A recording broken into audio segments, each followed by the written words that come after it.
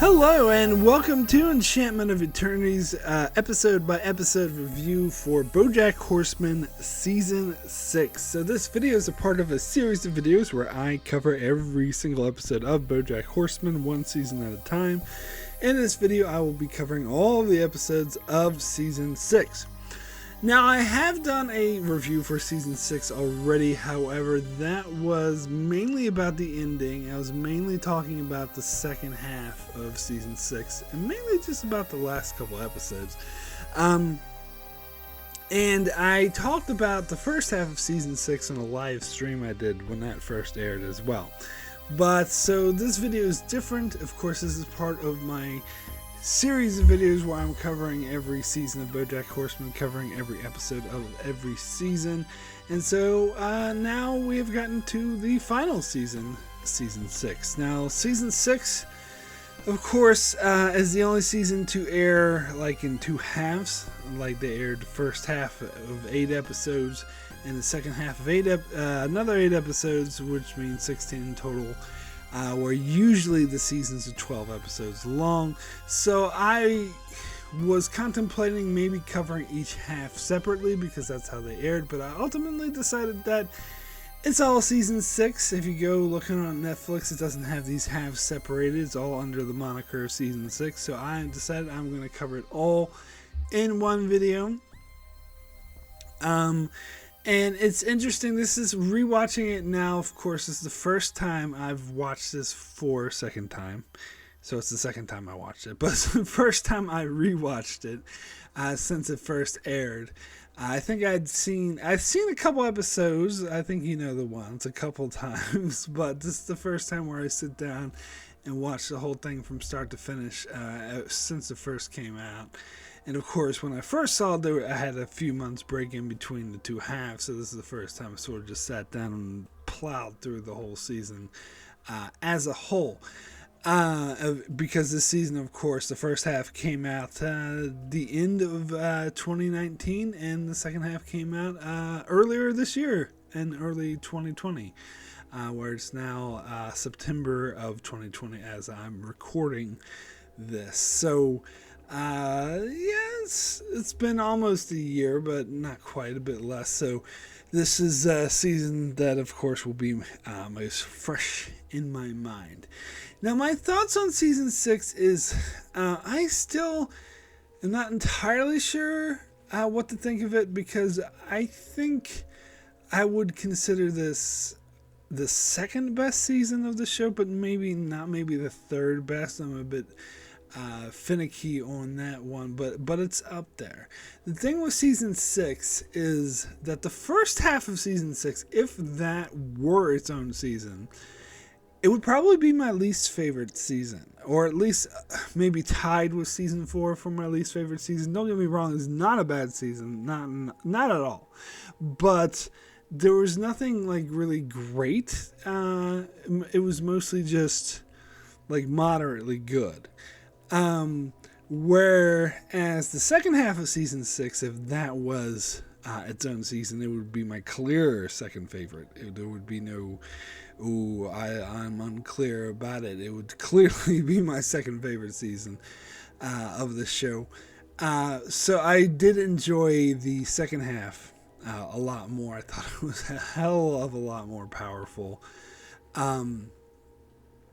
So yeah, Season 6, it's an interesting one because they apparently, before they start making or writing Season 6, Raphael Waxberg, whatever his name is, the showrunner, had said to Netflix before, had asked them, look, if you're going to cancel us, just let us know so we can wrap up the show. And so after Season 6, or Season 5 had been completed, they're like, oh, look, you said you wanted us to let you know, well, we're giving you your notice now. You probably want to start wrapping things up in this next season. And they're like, cool. And so, I mean, Raphael Bob Waxford, or whatever his name is, he said that he would would have liked this show that kept going, but that he's okay with the fact that Netflix canceled it. And there's like rumblings about, oh, what if they might bring back the show one day, years from now or whatever. Which,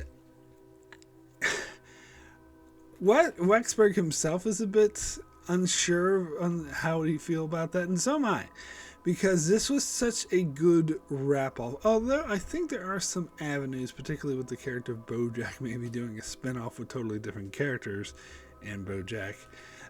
Because I think his story, particularly his story with Diane, but also probably his story with Todd and Princess Carolyn, was really, really nicely wrapped up in the show, so I don't think you should do anything more with them.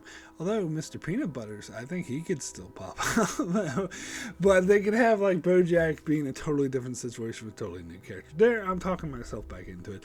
But I think the show as we know it, is my main point, is done. Like, this is finished. So if they did do something in the future, it would be like a sequel spin-off that's a different situation. But I'm not counting on that.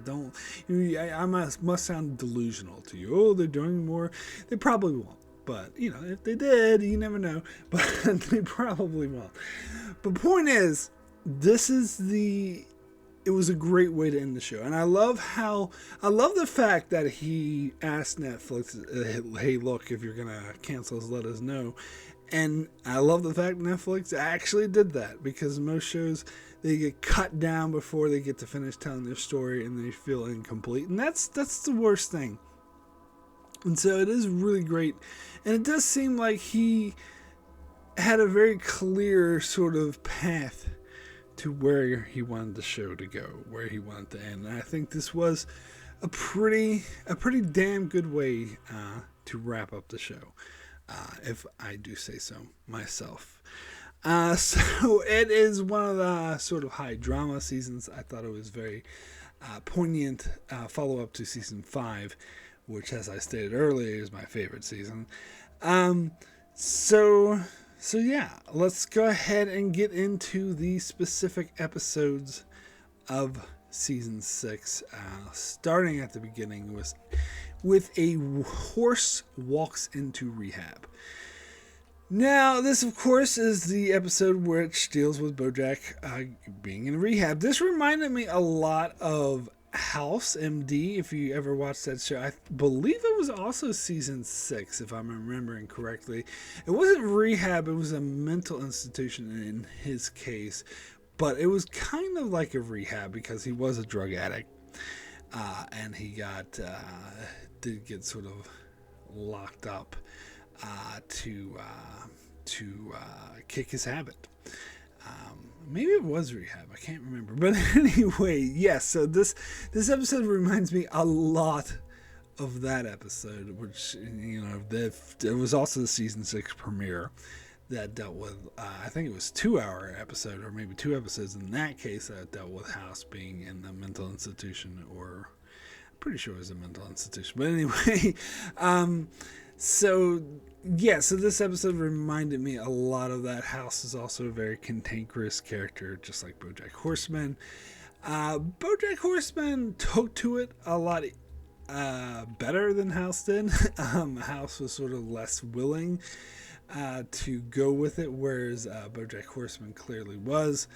And he didn't have to be tricked or fooled like House did, which to me made it more interesting, the fact that Bojack wanted to get better, but of course failing in his Bojack way.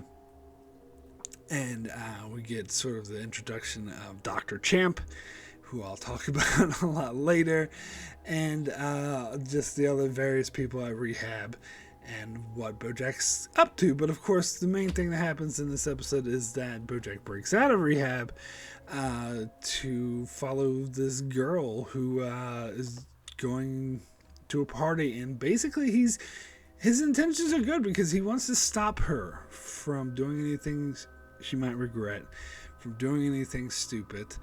And throughout the episode, they have snippets of Bojack flashbacks to his past and his sort of love affair of alcohol, shall we say, which was a very interesting backdrop, such as his parents being drunk and passed out, and so he wants to know what it's like and starts drinking when he's like, 5 or something. And then later, when he's like a teenager, he catches his dad cheating on his mother, and his dad, as punishment, makes him drink, and that way he could be like, oh, you're drunk, buddy, you don't know what you were talking about, maybe we should just not mention this to your mother. What a very despicable thing. And Bojack first drinking in high school, which he ends up as sort of the beginning of his marks as a comedian, where he's telling jokes but he's making fun of people, and he alienates someone who's just this girl who's just being nice to him, kind of showing how he's had this sordid history with alcohol, and it doing not having a very positive effect on his life. And so it was very interesting, and you get that along with the story of him following the girl who's clearly an addict, and as talks about how her parents had a new baby, or she said her father with a stepmother had a new baby, and they don't care, they neglected her for the new baby, but we find out that the baby's actually her baby, and she's denying it. And Bojack, I think, alright, so this is a topic I'm going to get into a lot in this video, because I've heard a lot of people talk about Bojack as a bad guy or as a villain, or there's a lot wrong with him, and I think some people vilify Bojack too much. I mean, granted, this is something that made clear in season 5, which I talked about in season 5, that Bojack is not a great guy. They made this very clear from the get-go, although his consequences are starting to add up in the later seasons. But from the very beginning, you see him being very flippant and careless to those around him. But you get episodes like this one in particular that shows that he is a good guy at heart. Like, he does terrible things, but he cares. Like, he's doing this, generally wants to help this girl. He has no selfish intentions here. In fact, he very easily, he easily could have tried to sneak back in. He easily could have tried to, sneak in alcohol. He took the alcohol away from the girl who tried to sneak it back in. So it's showing that he genuinely wants, that his desire to get better is genuine. That he really wants to become a better person.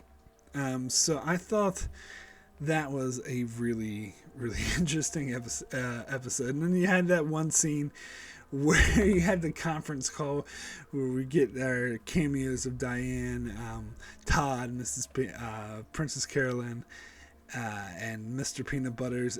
And I love that you had that tongue twister with Mr. Peanut Butter, and Princess Carolyn's doing that tongue. I'm not even going to attempt to recreate it. Something about downtown Julie Brown's gown. It was like the most convoluted and complex tongue twister that had Princess Carolyn do on the show yet. So you gotta love that. So this is a good episode. I liked it. So let's move over to the next episode, which is The New Client. So this episode focuses more on the side characters, particularly Princess Carolyn, also a little bit of Mr. Peanut Butters. And here it focuses mainly on her trying to suit her new role of being a mother, and also trying to balance that with her work life. And I think it shows in a very creative way with these animation sequences that show like multiple versions of her, like in different shades of color, constantly having to look after this baby and run after the baby, and it overlaps the audio with the baby crying in a very trippy way, like just to show how tiring and how hectic and just how overwhelming being a mother to a newborn baby can be. And I think it does a very good job. It also shows how incredibly tired she is, and of course she's being shown up by Gecko, who apparently has 3 children. She's like, "Wow, you can't balance being a mother and working? Come on, everyone can do it." And it's proving nearly impossible for Princess Carolyn. Of course, we get a couple of more interesting tongue twisters in this episode. But also, Mr. Peanut Butter is still dealing with the guilt of having cheated on his girlfriend Pickles, and then asked to engage and asked her to marry him, and that's just to hide the fact that he cheated on her. So that's not a very good tactic. And it's interesting how he's in the editing meeting for the birthday dad thing, and he's like, "Oh, maybe can't you see the look of guilt on his face? It's like he cheated on his girlfriend with his ex-wife." That was pretty funny stuff. And then of course we do get it brings in Bojack Horseman when he has a meeting with a friends and family meeting at Rehab, and Mr. Peanut Butter just happens to show up, and again he projects his own, someone else is talking about their marriage troubles, and he's projecting his own issues onto them, which is pretty funny. And then so Bojack calls Princess Carolyn to pick him up and get him out of there, but instead they see her and they think that she's completely drugged out. And she has needle marks on her arm because the baby is a porcupine. And so they just set her up with the chair in Rehab, and she sleeps for 2 days. But everything's all well and good because Todd was taking care of the baby the whole time, and she comes out, and apparently there's Todd shenanigans, which I actually didn't mind in this episode. Usually I'm not a huge fan of Todd, but he's talking about Untitled Princess Carolyn projects because they hadn't given the baby a name yet, and so a lot of people thought they were talking about a TV show, so it turned into a TV show, and that's what allowed Princess Carolyn to sell Birthday Dad. And they had the penguin guy. It's like, "Yes, whatever, I'll take whatever you want." So that was a funny episode. It was okay. It was a really decent episode. Anyway, we'll get into the next episode, which is Feel Good Story. Now, this one focuses mostly on Diane, and I thought it was okay. I honestly don't like these episodes that focus solely on Diane as much as the ones that were about her and her relationship with Bojack. Here, of course, they introduce her new boyfriend, Guy, who's the cameraman. They do that in sort of a sly way where they show Guy as the cameraman, but then he does his, ploy with, "Oh my God, there's only one bed in this hotel room. I gotta," which is kind of silly. And then it shows them getting into a relationship, and Diane really, traveling around the country. They eventually go to Chicago, and she does all these gotcha stories, or "you've been cruised" or whatever for the girl cruise thing.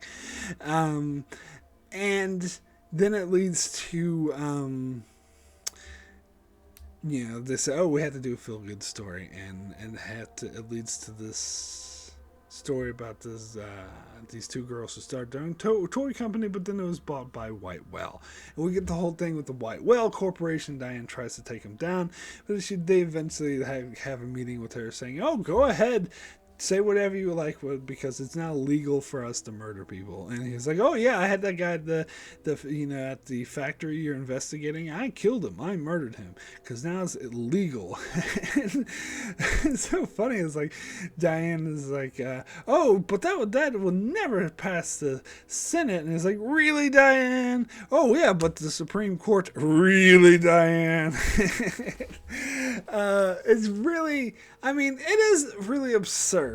It's taking government corruption to an absurd degree, but I think it's very accurate and poignant commentary. And even though obviously they're not going to make it legal for billionaires to murder people, but not outright, not in that language, but in some ways you could say some of the practices that they're doing is extremely harmful, and the government's letting them get away with it because they're just bought out by the corporations. Billionaires can do whatever they want. And I love how this guy is like, "Well, if you got a problem with that, you can become a billionaire and then you can murder me." um, it was a little bit over the top, but I did kind of like that. But so, and then, they had the whole thing with Guy being weird about his son, and not wanting Diane to see her or see him, and then asking her to move to Chicago, and all that stuff that's fine, but it's not really what I'm here for. So this episode's fine, it's okay, but it's not what I like about this show. Anyway, let me go ahead and move over to the next episode, which is Surprise! Now, this is a funny episode. I wouldn't say, I've heard other people say this is one of the best episodes of the show. I wouldn't go that far. It is a bit, they have these, every season they have these Mr. Peanut Butter centric episodes that are just too ridiculous.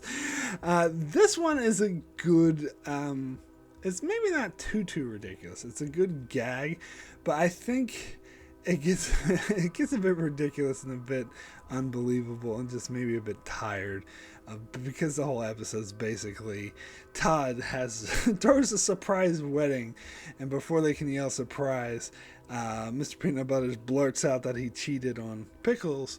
And so everyone who's at their house is trying to hide, and they're constantly trying to run away from them. Now, it doesn't take too long where almost all of the guests leaves except for our main characters, Todd, Bojack Horseman, Diane, and Princess Carolyn.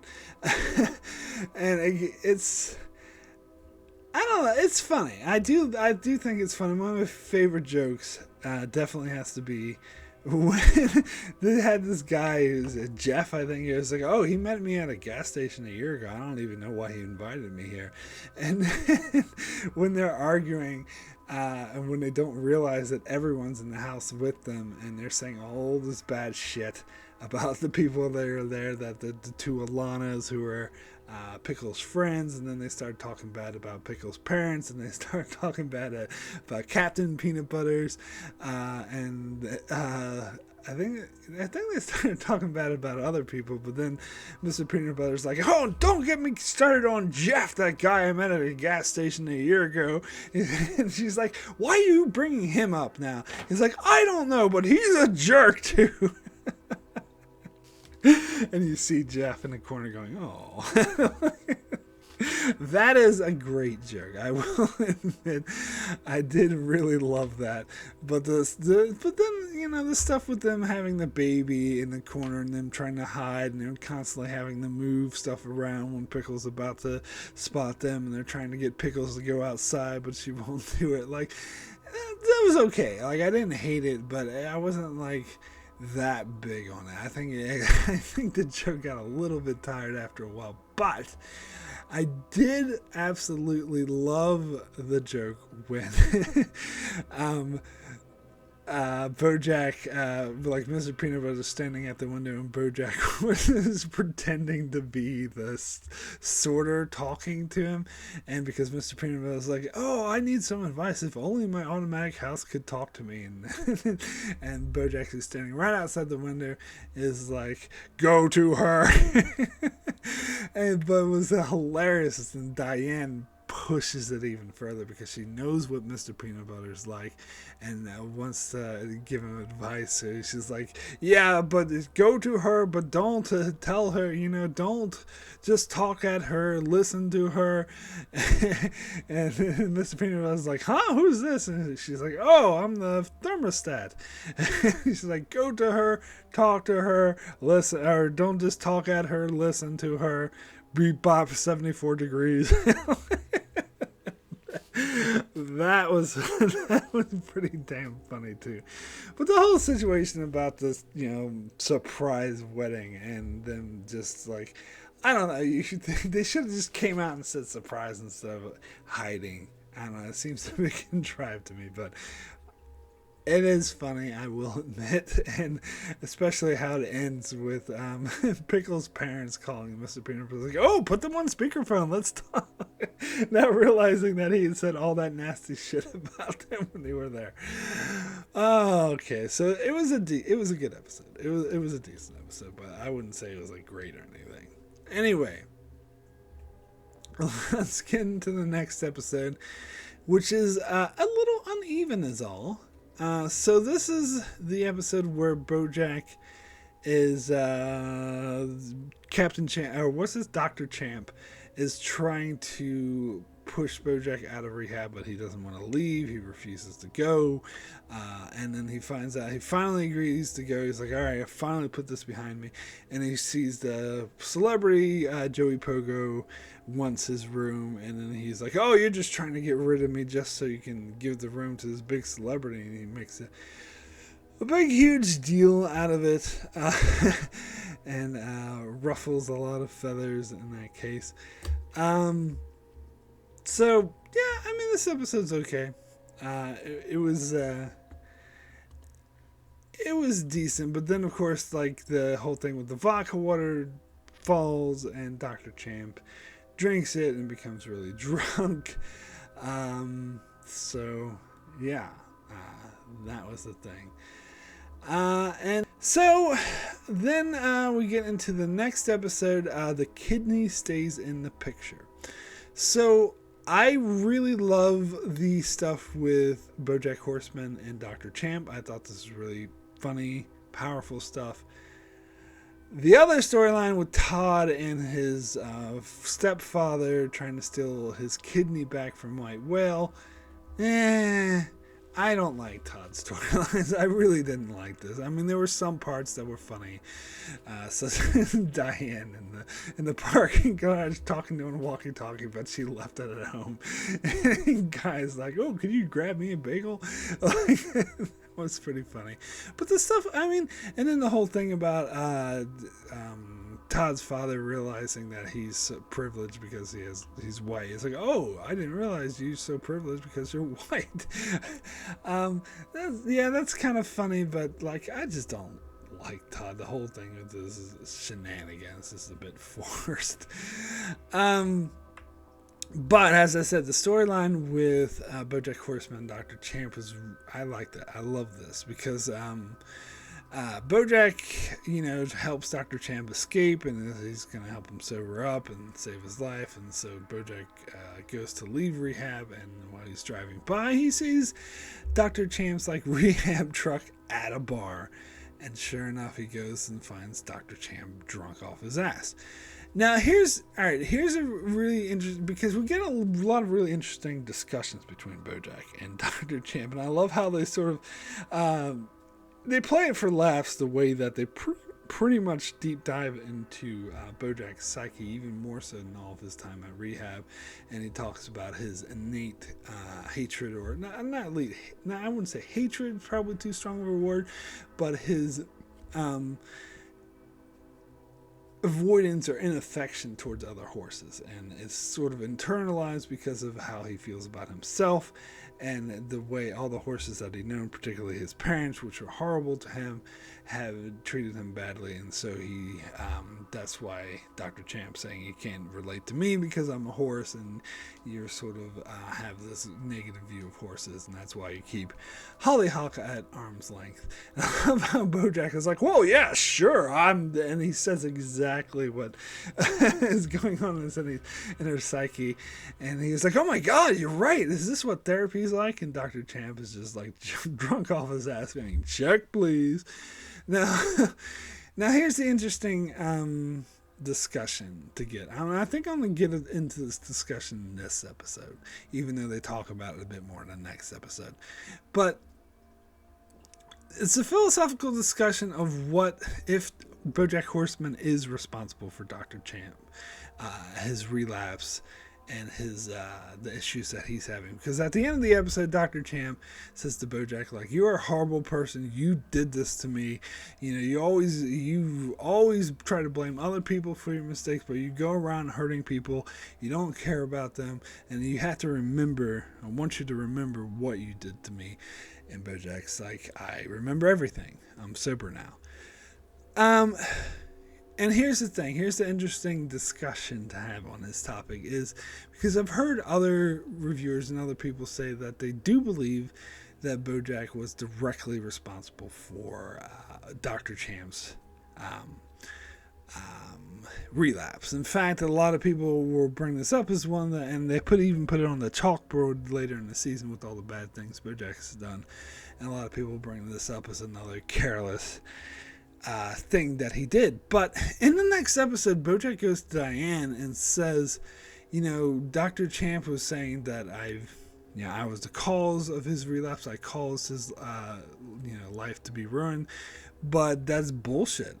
I don't think he used the word bullshit, but he says, basically he's saying it's bullshit.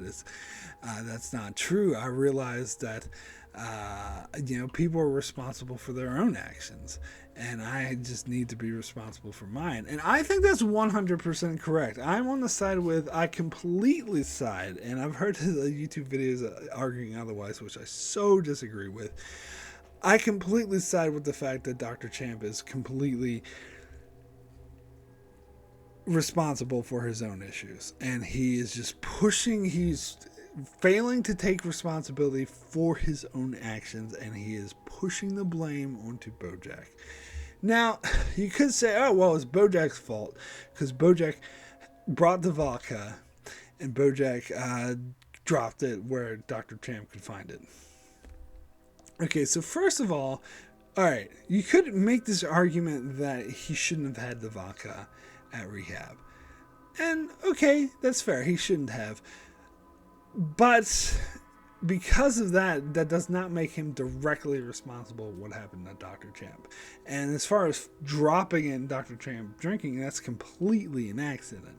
But here's the bigger point, is that as soon as Bojack found out that he did this, he saw that Dr. Champ was drunk, he tried to help him. He stopped at what he was doing. If Bojack was really the selfish, fucked up asshole that people are accusing him of being, particularly Dr. Champ, if he was really responsible for ruining Dr. Champ's life, he would have been like, oh, well, fuck you then. It's your own fault for drinking the vodka. Bye! But he didn't. He stopped everything that he was doing. He tried to help Dr. Champ. He tried to sober him up. He helped sneak him out. He wanted to get him home. But Dr. Champ refused to be helped. He instead went to a bar and kept drinking. And Bojack, even then, still tried to help Dr. Champ. He still stopped what he was doing. He still had all of his stuff in his hands, in his possession. He was supposed to be on his way home. But he stopped what he was doing, went to the bar, tried to talk Dr. Champ out of it, but Dr. Champ absolutely refused. Now, I know what the counter argument to this would be. Well, he's an addict. He's got a disease, and addiction is a disease, and so he's helpless in the face of his disease, which is true, but that doesn't make it Bojack's fault, because again, Bojack, I mean, it's a very, very loose thread. The only thing I think that Bojack did wrong was bring the vodka to the rehab. But even in that case, he didn't bring it. He took it from that girl so that she wouldn't have it. So he was helping her. But of course, he was keeping it around for his own emotional issues because it had this emotional shit. But he had no intention of drinking it. But it was just kind of this sort of avatar for the pain that he suffered at the hand of alcohol. And you could say, well, yeah, I think it's a very, very loose a connection to try to say because he kept it there as an avatar instead of throwing it out, that it's his fault Dr. Champ got his life ruined. Sure, if Bojack would have dumped it down the drain, then Dr. Champ would have never found it and drank it. But it was an accident of when it happened, but when it did happen, Bojack stopped everything to help Dr. Champ, who refused to be helped. Even in his drunken state, even in his addiction state, he was still pushing everything on Bojack and saying, it's your fault I'm like this, it's your fault I'm like this, which is, I'm I know that alcoholism is a disease, and sometimes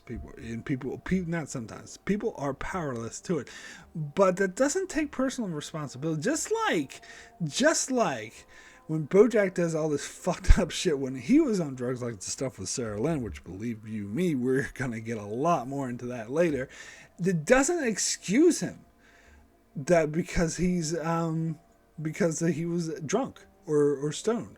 Like, just like that, because I think people are holding Bojack to unfair double standards and putting all the onus on him because he's the main character, rather than having these other characters. And there's other situations, but this is the biggest, most clear-cut situation to me, where Dr. Champ clearly needs to take responsibility for his own damn self. To say, oh, it's a disease and he's powerless to it, Bojack could use the same damn excuse for choking Gina, for letting Sarah Lynn die, because he was drunk and stoned at the time as well. You wouldn't let him make that excuse, so I don't know why you would let Dr. Champ make that excuse. I think it's bullshit. I think it's his own fault that he turned out the way he did. And Bojack, in fact, I think it's just happenstance. It's just accidental that the alcohol Bojack had ended up in Dr. Champ's head. So I don't really think he bears any responsibility. I'm going to go that far. And I think he's absolutely correct in the next episode when he says, well, that's not true. He's just pushing off his own, trying to avoid responsibility for his own actions. 100% correct. But anyway, I do like this episode, despite the fact that I hate the fucking Todd stuff. It's still overall a good episode. Anyway, let's get into the next episode, which is The Face of Depression, which is pretty hard to say, because if you're watching this show after it aired on Netflix, you think, oh, this is just episode 7 in the season. That's all it is.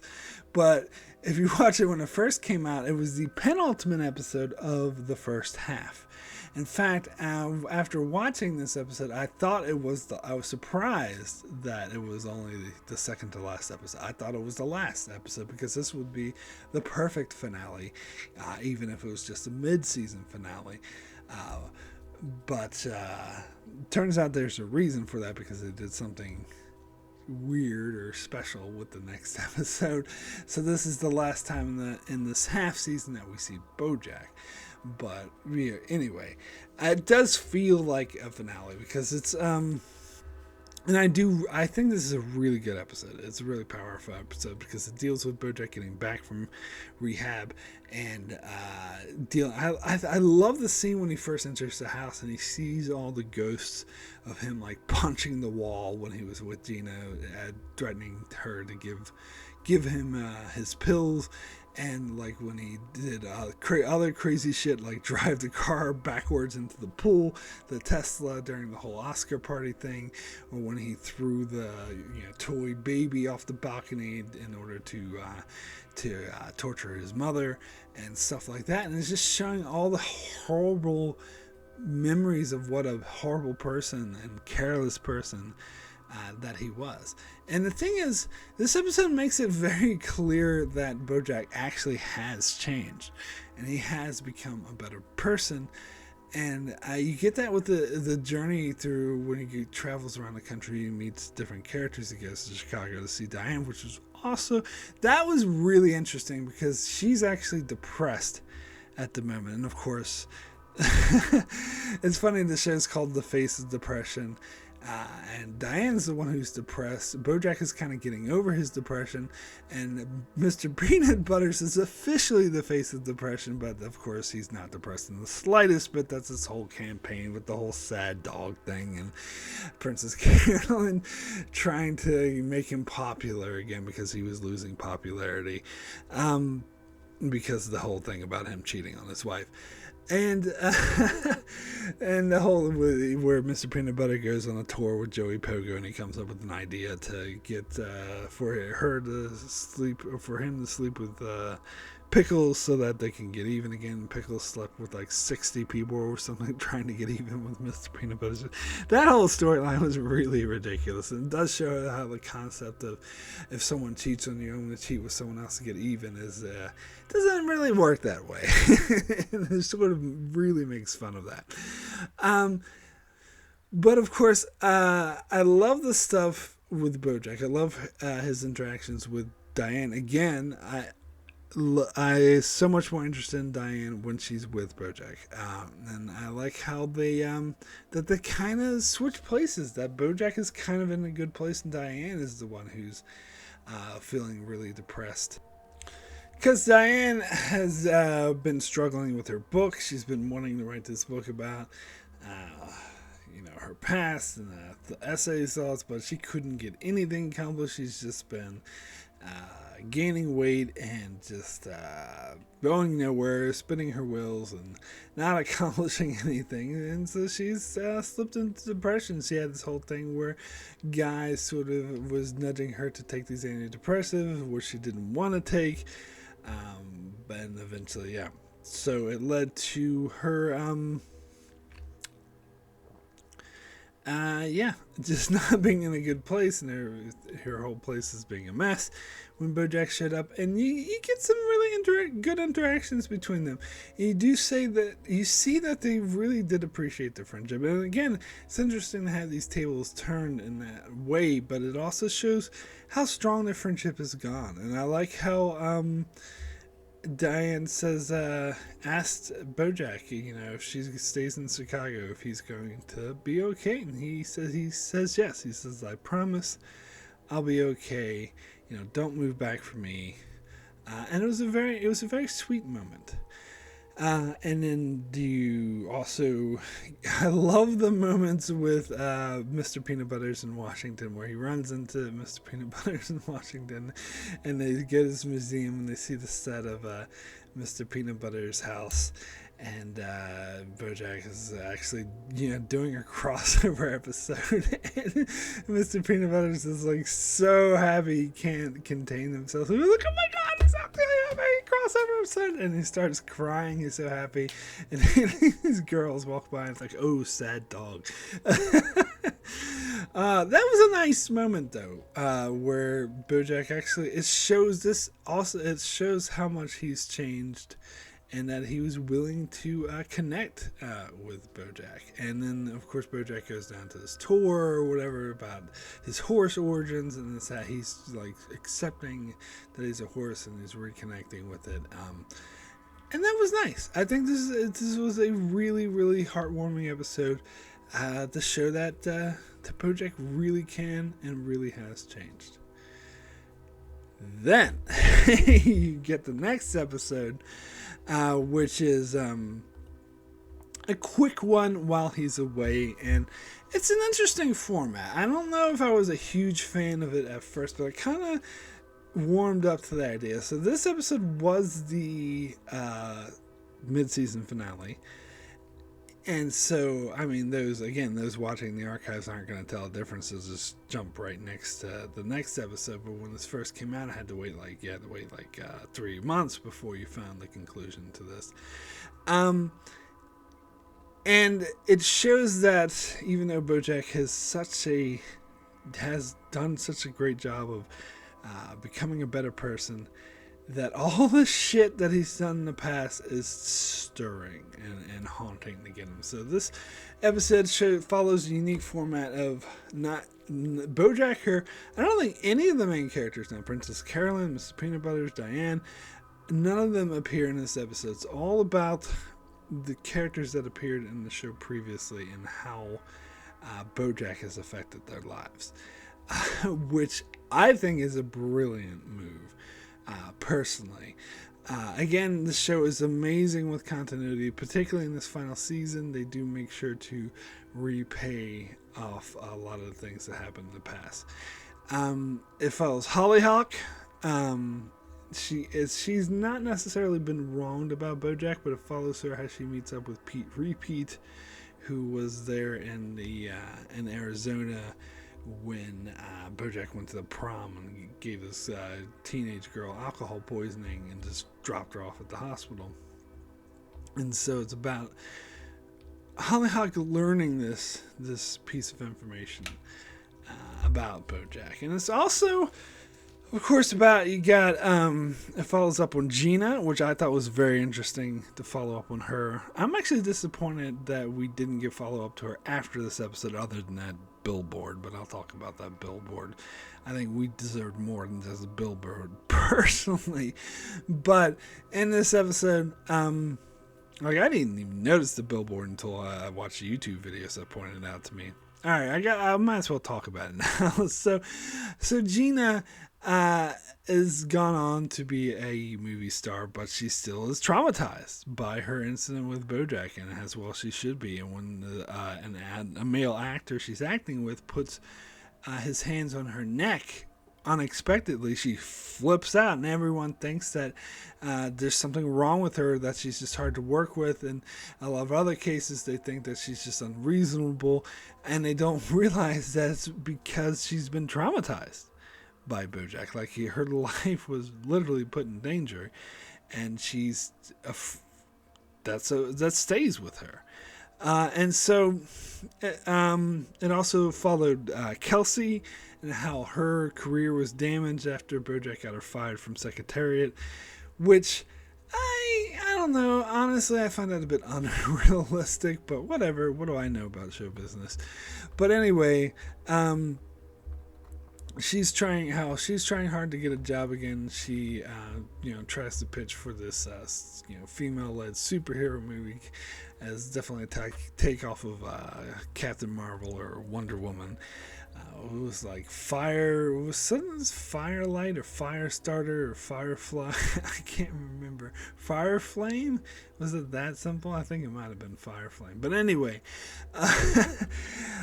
she's trying to get that gig, and she does land it eventually. And she has that pitch about the studio execs are being extremely shallow. But they hire her, and she asks her director friend, who's working with Gina, if Gina would be good for the role. And he's like, before I thought she was great, but after a year ago, I don't know what happened. Of course, we know what happened. Bojack happened. She's not good. I can't recommend her. She's not good to work with.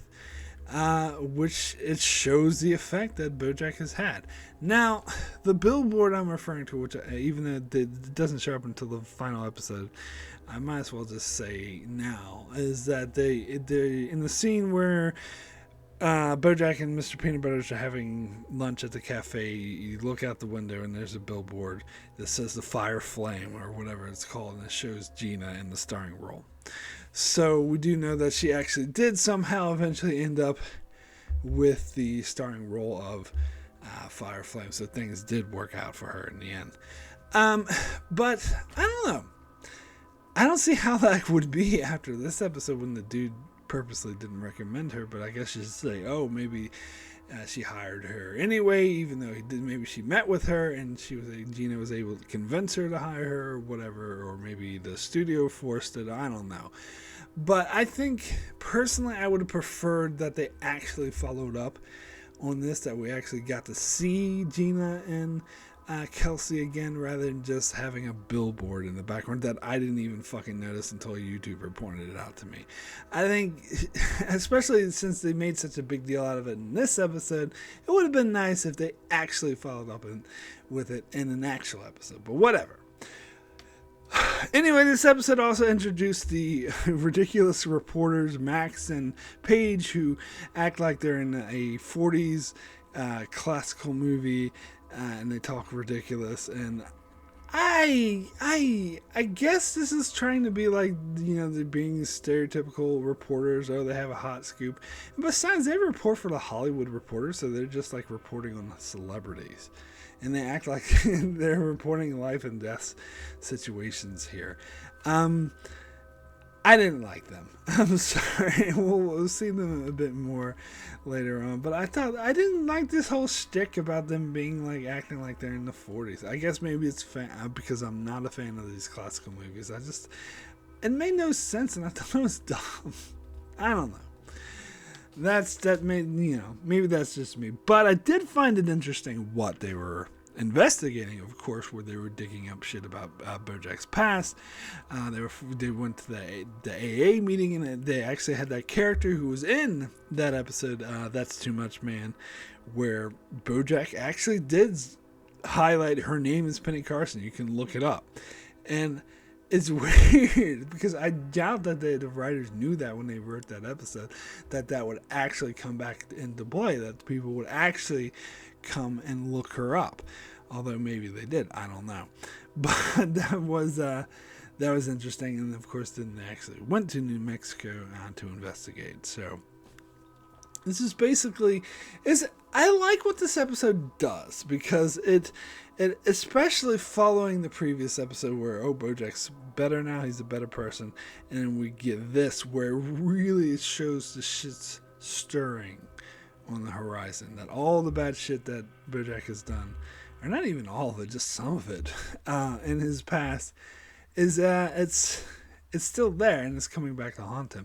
And I guess I'll talk more about the Gina stuff later, but that actually never comes back to haunt him. We do follow up on this in this episode to see that she is damaged, that her life has been negatively affected, that Bojack did that to her, and that will stay with her, and it's almost cost her to lose her dream job because of it.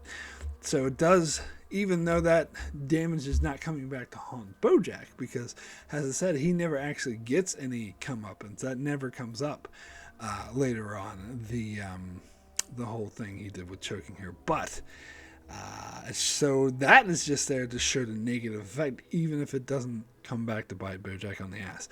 But the other stuff with Sarah Lynn and New Mexico, that's coming to bite him back on the ass. So it was very ominous. I thought it was actually a really good way to end this mid-season in a very ominous light.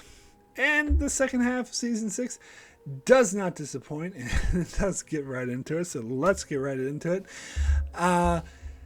Let's talk about the next episode, the second half premiere. Intermediate science, sorry, I fucked that one up. Intermediate scene study with Bojack Horseman. I really liked this episode. I thought it was, I actually wish we got more episodes of Bojack being a professor, because he actually is a better person now, but they still managed to make it funny and make him a good character. I wish they actually could have kept good Bojack for a bit longer. You do get scenes with him being a bit awkward with Hollyhock, them going to the same school, and Hollyhock, of course, is being very awkward around him because of what she learned from Pete Repeat. Now, there's also a whole other thing where I heard this argument that I agree with, that Pete Repeat is also kind of doing the same thing where he's not taking any self-responsibility and putting all the blame on Bojack. It was just a bad dude that gave us alcohol. Like, they would have gotten drunk anyway. Maybe not so much where she had to go to a hospital, but so you definitely should put some blame on Bojack. But I think maybe he was being a bit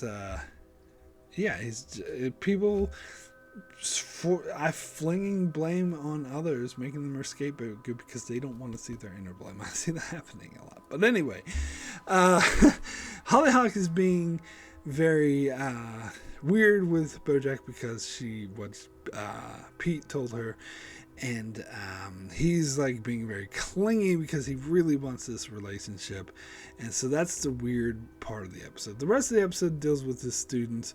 I actually thought it was really funny. I liked the gag about how his students kept coming to the AA meeting and interrupting to show what great actors are. Look, I'm an alcoholic. And he was like, no, God, no.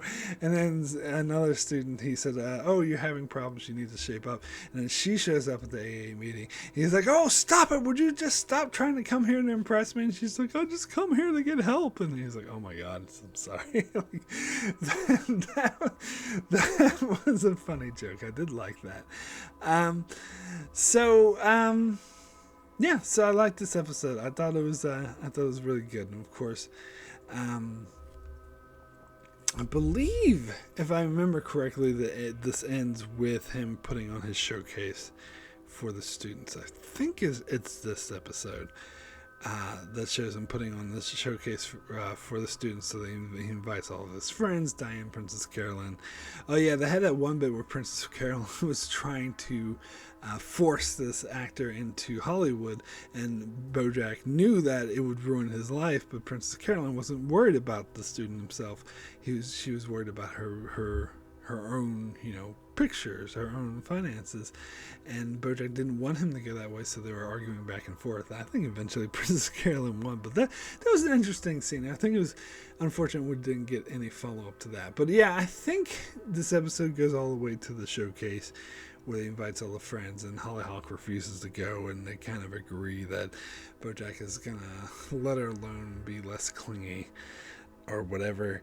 And then he gets a phone call from Penny saying, and seeing that when that showed up on the ringer when it said Penny, and he was just like freaked the fuck out. And she's like, tell these reporters to leave us alone.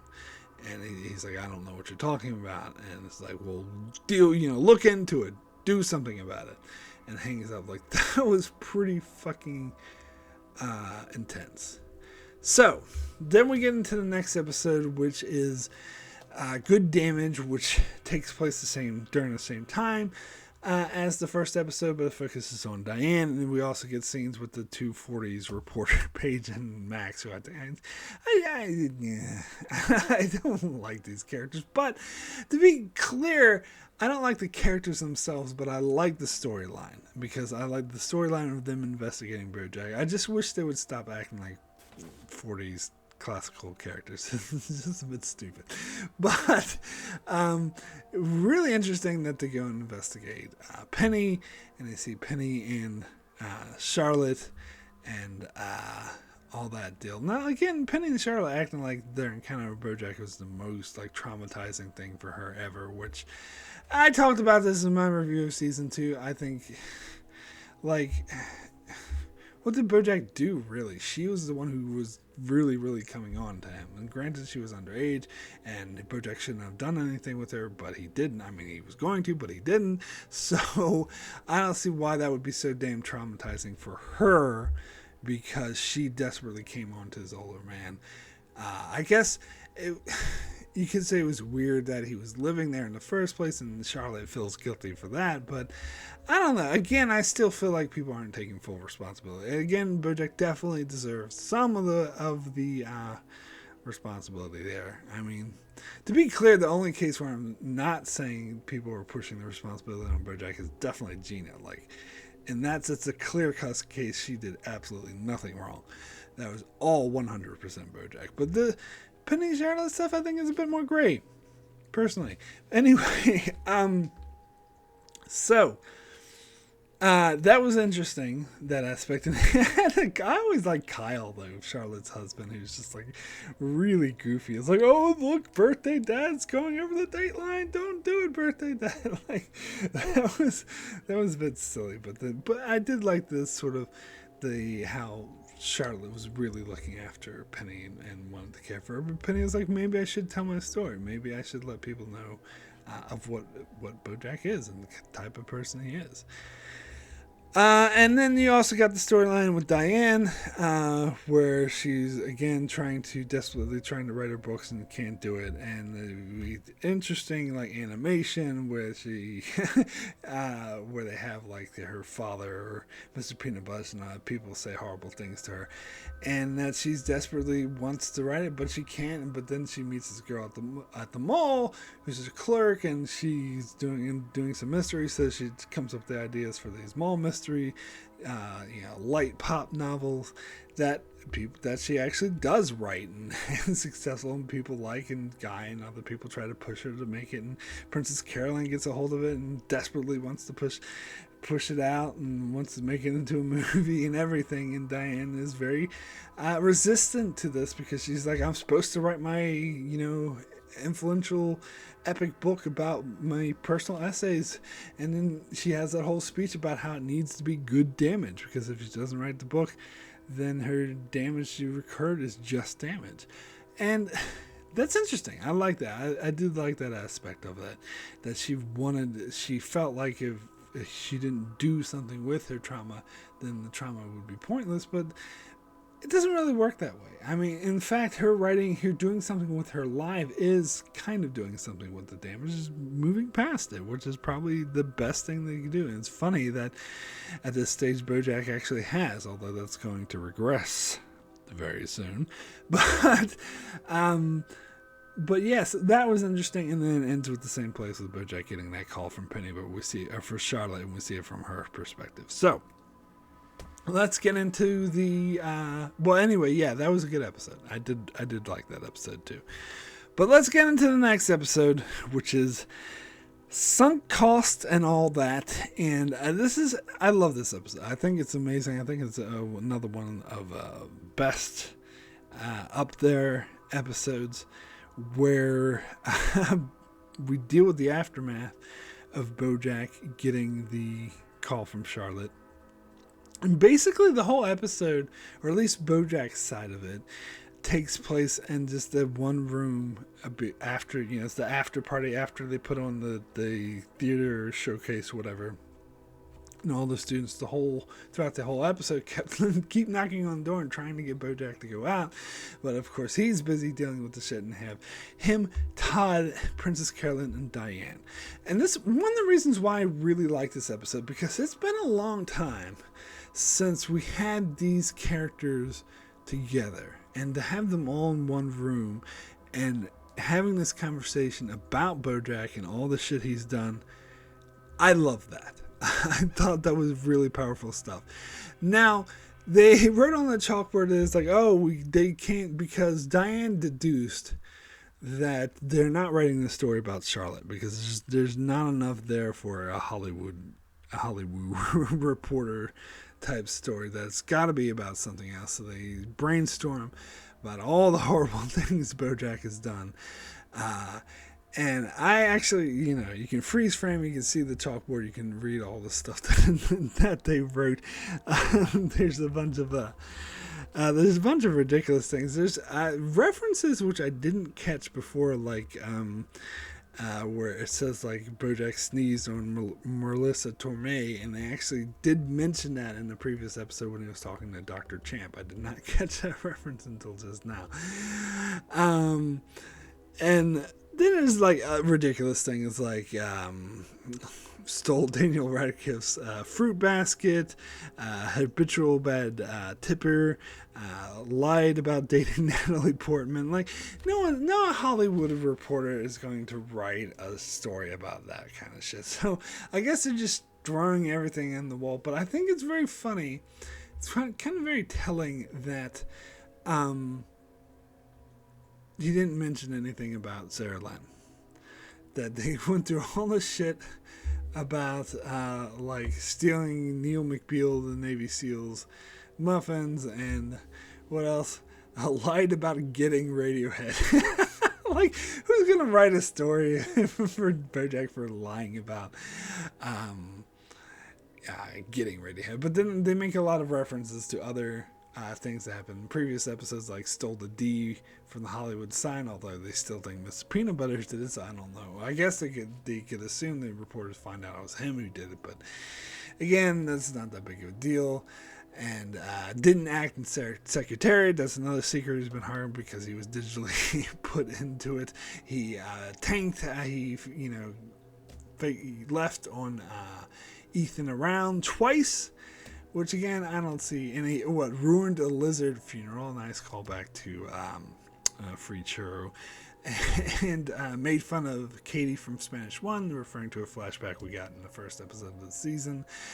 Pretended giant Todd head was a passenger for a carpool. I like that.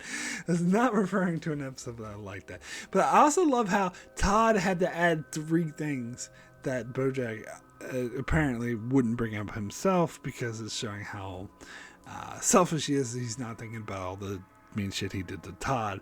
He had added like slept with Emily, destroyed Rock Opera, and left me in prison. That's the other thing, where when Todd was in prison, Bojack was being a total asshole and wouldn't even try to get him out. So that's a valid complaint. And then they had another board as well where Diane added some extra things that he didn't bring up, such as fired me while writing your book, broke into my house and made a mess and stole my favorite jacket, referring to his bender with Sarah Lynn, and it's too much, man.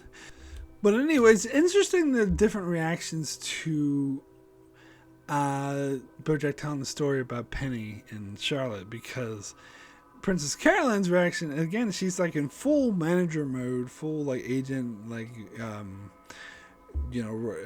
damage control mode. It's like, oh, you didn't do it. That's not illegal, and you didn't even do it. So nothing's wrong. But then Diane and Todd are looking at it from more of a human perspective. They're like, well, that actually is kind of shady. That is kind of messed up. But then, of course, the page reporter finally calls Diane, and they find out what it's really about, Sarah Lynn, and then Bojack confesses that he gave, and I love how Diane starts to put it together. He's like, part of me, but my brain just kept thinking that you had that heroin, you gave it to her, you're lying around, and he confesses he gave her the heroin. It's like, what, you just left her there? He's like, no, I was with her the whole time. And so that shit comes out, and it's interesting that Bojack didn't think to mention that. I mean, that was probably the most obvious one. Sarah Lynn being a huge celebrity, if reporters were writing about an attack story on him, it would probably involve other celebrities. So plus it was a horrible thing. In fact, he doesn't even tell the whole truth. Part of it will come out later in the interview. And so, yeah, and then Diane and Todd basically abandoned Bojack, saying that that's it. I'm not going to help you deal with this. You have to confess. But Princess Carolyn's all about full-on management mode, damage control. And you get this scene where I think it's after Paige calls Bojack and says, just confirm you're going to deny this stuff, but just to ask, just as a formality. And he's like, no, and he outright lies. And then he goes out. His students keep knocking on the door because they still want him to make a speech, so he finally goes out and do it. And this was a powerful scene. I love this scene so much, I love the perspective on this, where you see Princess Carolyn and Diane's reactions to Bojack. You don't even see the students. You just see Bojack talking to his students and saying how this year was like one of the best years of my life, and how they all like him, and how he's really had this connection, and it's all going to fall apart. It was a very ominous scene. I thought it was really powerful. I thought it was really great stuff, and it was a really powerful way to end the episode. And I liked Diane's analogy about how she was saying to Princess Carolyn and Bojack that you guys are acting like you're trying to get back into the plane, but you jumped out of the plane. You can either parachute or you can plummet straight down, but you're trying to act like you can get back into the plane. It's just not going to happen. And she was being sort of the realist about that. And then Bojack had a nice moment with Princess Carolyn too after Diane left, saying that maybe you're better off without me, and why are you sticking by me? And she's saying, you're basically the love of my life, and I want to make sure that you have a happy ending. It was really touching. I thought this was really powerful stuff. Now, this episode also featured another storyline with Mr. Peanut Butters with the reporters, and also having to do with Joey Pogo and Pickles and their deal, and how Joey Pogos and Pickles are arguing with each other and they don't get along and they have sex, and it's obvious that she's going to leave Mr. Peanut Butters for him, and the other reporters are trying to say that. Like that whole threesome thing, or love triangle, not threesome, but whatever. It's not a cuckold situation, sir, but anyway, it's that whole thing. That's fine. I didn't hate it, but I don't really care about it that much either. I was much more interested in what was going on with the Bojack. But so it was kind of a distracting, because the other storyline was so good, and they get this other storyline was kind of average that I don't really care about. But it didn't tie in. I like how Mr. Peanut Butters is actually the one who told the reporters that Bojack was with Sarah Lynn when she died and gave her the heroin. Like, they got that information from him, and it's kind of a typical comedy thing, because he does it's like, leave my friend Bojack alone, stop writing your attack article, I'm not going to tell you. And he tells, and that, and I'm not going to, because Bojack was with her when she died. And I was like, it's funny. He's like, because Bojack, when he told Diane and Princess Carolyn's like, I never told anyone about it before, but he did. He told Mr. Peanut Butters when he was drunk. So that's kind of the comedy aspect, and also showing just how fucked up Bojack was. But anyway, I love this episode. So we'll get into the next episode, which is Xerox of a Xerox, and it's another really, really great episode. I also love a lot. This deals with Bojack actually trying to get ahead of this, trying to deal with it, and doing the best he can and because Princess Carolyn's plan is to do the interview with Brixby, the same interviewer who they did after he choked Gina, and they were sort of hiding it. And so she's a fluff piece. It's like, and it is a fluff piece, and they do the interview, and the interviews, it's interesting because it's kind of tricky and rocky at first, but he does kind of navigate it correctly, and it does come off looking good. And so most of this episode is these two interviews, which I think is really interesting. And he does come off as sincere, as someone who has moved on and is very apologetic about what he did, and he's not denying anything. He's just sort of does a really good job of making it come off in a good light. Now, really interesting thing about this is after he does the interview, everyone loves him and they're giving him free stuff and like, oh, we appreciate you. I think that was a bit over the top. Like, it's Bojack Horseman. They're going to do this. That's sort of over the top hyperbole. But what I really like is how Bojack lets it get to his head. Because at this stage, you know how I said in the first couple episodes, and even at the last, the second half of the first part, episode 7, that's the easier way to say it. Ever since then, he's a changed person. He's a better man, and he's evolved. Well, in this episode, particularly after that first interview, he is right back to old Bojack. In fact, Todd kind of says it in the previous episode because he was starting to revert to old Bojack, and he's like, this doesn't seem like new old Bojack. You're being like old Bojack. But I don't think he was that bad. It wasn't until the interview, and particularly after the interview, he was 100% back in his old self-destructive self, because he has so low self-esteem. He has and this is something that was a really strong driving force for his character throughout the entire show. It's basically what the whole show has been about, how he has so low self-esteem that he feels the needs for the public to love him. He needs to keep dancing, which, we'll get to that. And because to make sure that the audience love him, because he never got the love at home, because his family treated him like shit. And so it was a flaw in his character, and that flaw went into full force when he was getting all this love for confessing what he did, and he let it get to his head. And when the penguin guy was like, oh, we got high ratings, so let's do another one, we'll get high ratings again, Princess Carolyn was smart and tried to warn him and be like, no, you do not want to do another interview. One is enough. We could make things worse. But he's like, no, I'm great. I'm fine. Everyone loves me. Let's do another one. And this second interview is one of the most, I want to say, heartbreaking scenes of the entire show. It's one of the most harrowing, where he goes in an interview thinking it's going to be another softball, but it's not. She goes right at him. And I like the format, how they don't show beforehand that we're kind of sideswiped just like Bojack, but then they flash back to Paige Sinclair meeting with Brixby, saying like, why are you doing this softball, blah blah, and gives her all the dirt on Bojack. And so Brixby goes full on attack mode.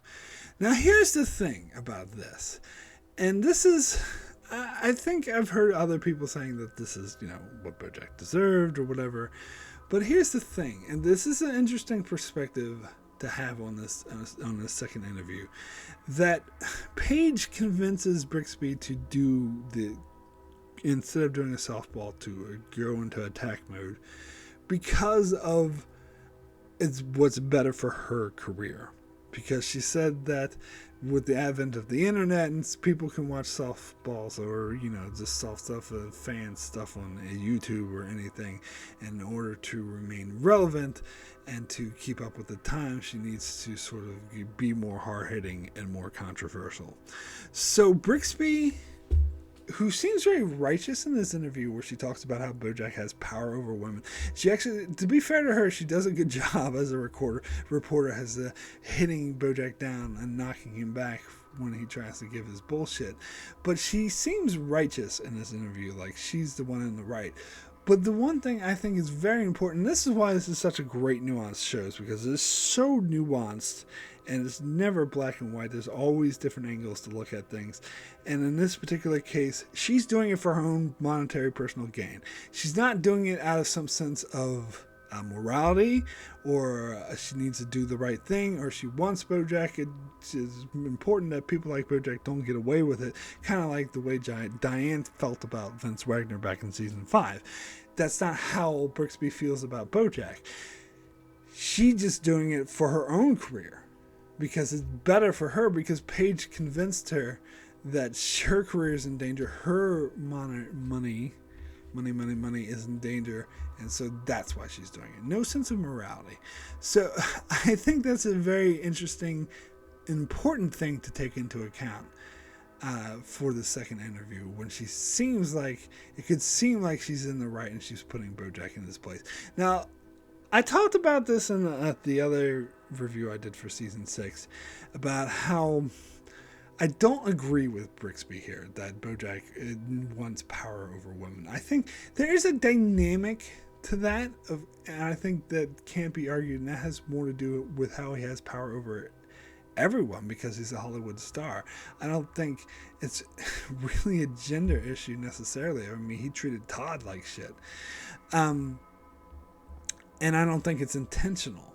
I think it's carelessness on his part because he was spoiled, as most Hollywood stars are, and always got what he wanted. He was so used to getting what he wants, he never stopped to think how it would affect other people. And of course, you add in his depression and self-loathing that made his apathy a lot more destructive to people around him. And so I think that's a lot more accurate way to put it, rather than he wanted to feel power over other women. But I think it's, and again, it's a very nuanced show. I love how they put it this way, because you would in real life have people interpret it that way and go on the news and say that. So I don't think Brixby is 100% in the right here. Again, she has unpure motivations, and her conclusions are not completely accurate, and she's not really looking at the whole story, and she's more worried about how he comes off in that one interview rather than really uncovering the truth. Now, all that being said, of course, we learned that Bojack left Sarah Lynn for 17 minutes and then waited that long to call the police, which is not good, which is a really, really terrible piece of information. And forget about Brixby's whole conclusion about power over women and bringing up the fan club person he had sex with and all this other things, which is kind of irrelevant. Forget all that. That one fact, which is a fact that Bojack was hiding even from Diane and Mr. Peanut Butters and Princess Carolyn, that's pretty damaging. That's pretty damning. And it really shows, because earlier in the season you got a lot of scenes about all the guilt he's still feeling about Sarah Lynn, and this explains why. And it makes sense that he was so worried about how it would affect him and his career. He waited 17 minutes to make it appear like he wasn't there. And those 17 minutes could have been life or death for Sarah Lynn. It is plausible, and this is something no one could ever know for certain, but it's a possibility that she would be alive if he hadn't have done that. And that is a huge damage. Like that, you talk about that chalkboard, that is the top to the chalkboard. By far, it outweighs like everything by like a million miles, except for, of course, the Gina. It still outweighs the Gina stuff, just not by a million miles, because he put Gina's life in danger. But of course, Gina survived. Sarah Lynn did not, and I think to say it was manslaughter, I wouldn't say that, but I think there could be a case for that. And that's pretty fucking damning. So, yes, with all the grains of salt I threw out about Brixby, again, this show is so complex. Bojack clearly fucked up. And so, this was just such a powerful episode. And I love the ending where he has a few hours before the interview airs and he knows it's going to be hell for him. And he goes to the stand-up club, has his memories of Herb. He goes, and it's funny. The funny thing I like about this scene is when he goes up and does his stand-up, all of his jokes about rich people, like only rich people could relate to his jokes, which it kind of reinforces how privileged he is and how spoiled he's been, and how that is what has been causing all of this destruction and fucking leaving Sarah Lynn for 17 minutes. Such a great, powerful episode. And I can't even remember if you get some side plot with Todd. I don't care. Anyway, let's move on to the next episode, which I think, again, we get the great episode after great episode. Another follow-up, The Horny Unicorn, which is a funny name. But then we get the return of Vance Wagner. And it starts off, of course, 2 months has passed, and I like the time jump. They're not afraid to do that. And Bojack's life is in ruins. Everyone is throwing shit at him. Nobody likes him. Now, again, like, I kind of see that it might be this way to an extent, especially the whole Sarah Lynn thing coming on. And we find out that Sarah Lynn's parents sued him for $5 million that he had to pay. But here, okay, let me put a cork on this episode for that, because let me address that first, because that, again, is another very nuanced thing. Because this is something I didn't really notice myself. It had to be pointed out to me by other reviewers, but it was heavily implied in the show that Sarah Lynn's stepfather abused her, and so he gets $5 million off of her death, and her mother, who like emotionally, if not physically or sexually abused her like her stepfather did, she emotionally abused her, almost just as bad as Bojack's parents did, forcing her to dance and whatever, and not giving her a proper childhood, and having just really being shitty parents. And so they get the $5 million. Again, it's a very nuanced thing, because Bojack definitely deserves to suffer some consequence, a very serious consequence. I mean, $5 million... I mean, for most people, I mean, he's rich, so I don't know. Is that big enough consequence? Hard to say. But do Sarah Lynn's parents, who, by the way, were also noted as being shamefully trying to profit off of her death, they get the money, and they're going on TV acting like the victims and showing the picture of Sarah Lynn. It's not a black and white thing. There's a lot of nuance to that, and I love that. That's why this show is so amazing. But anyway, Bojack gets sued by the Xerox company for like $100 million or some bullshit.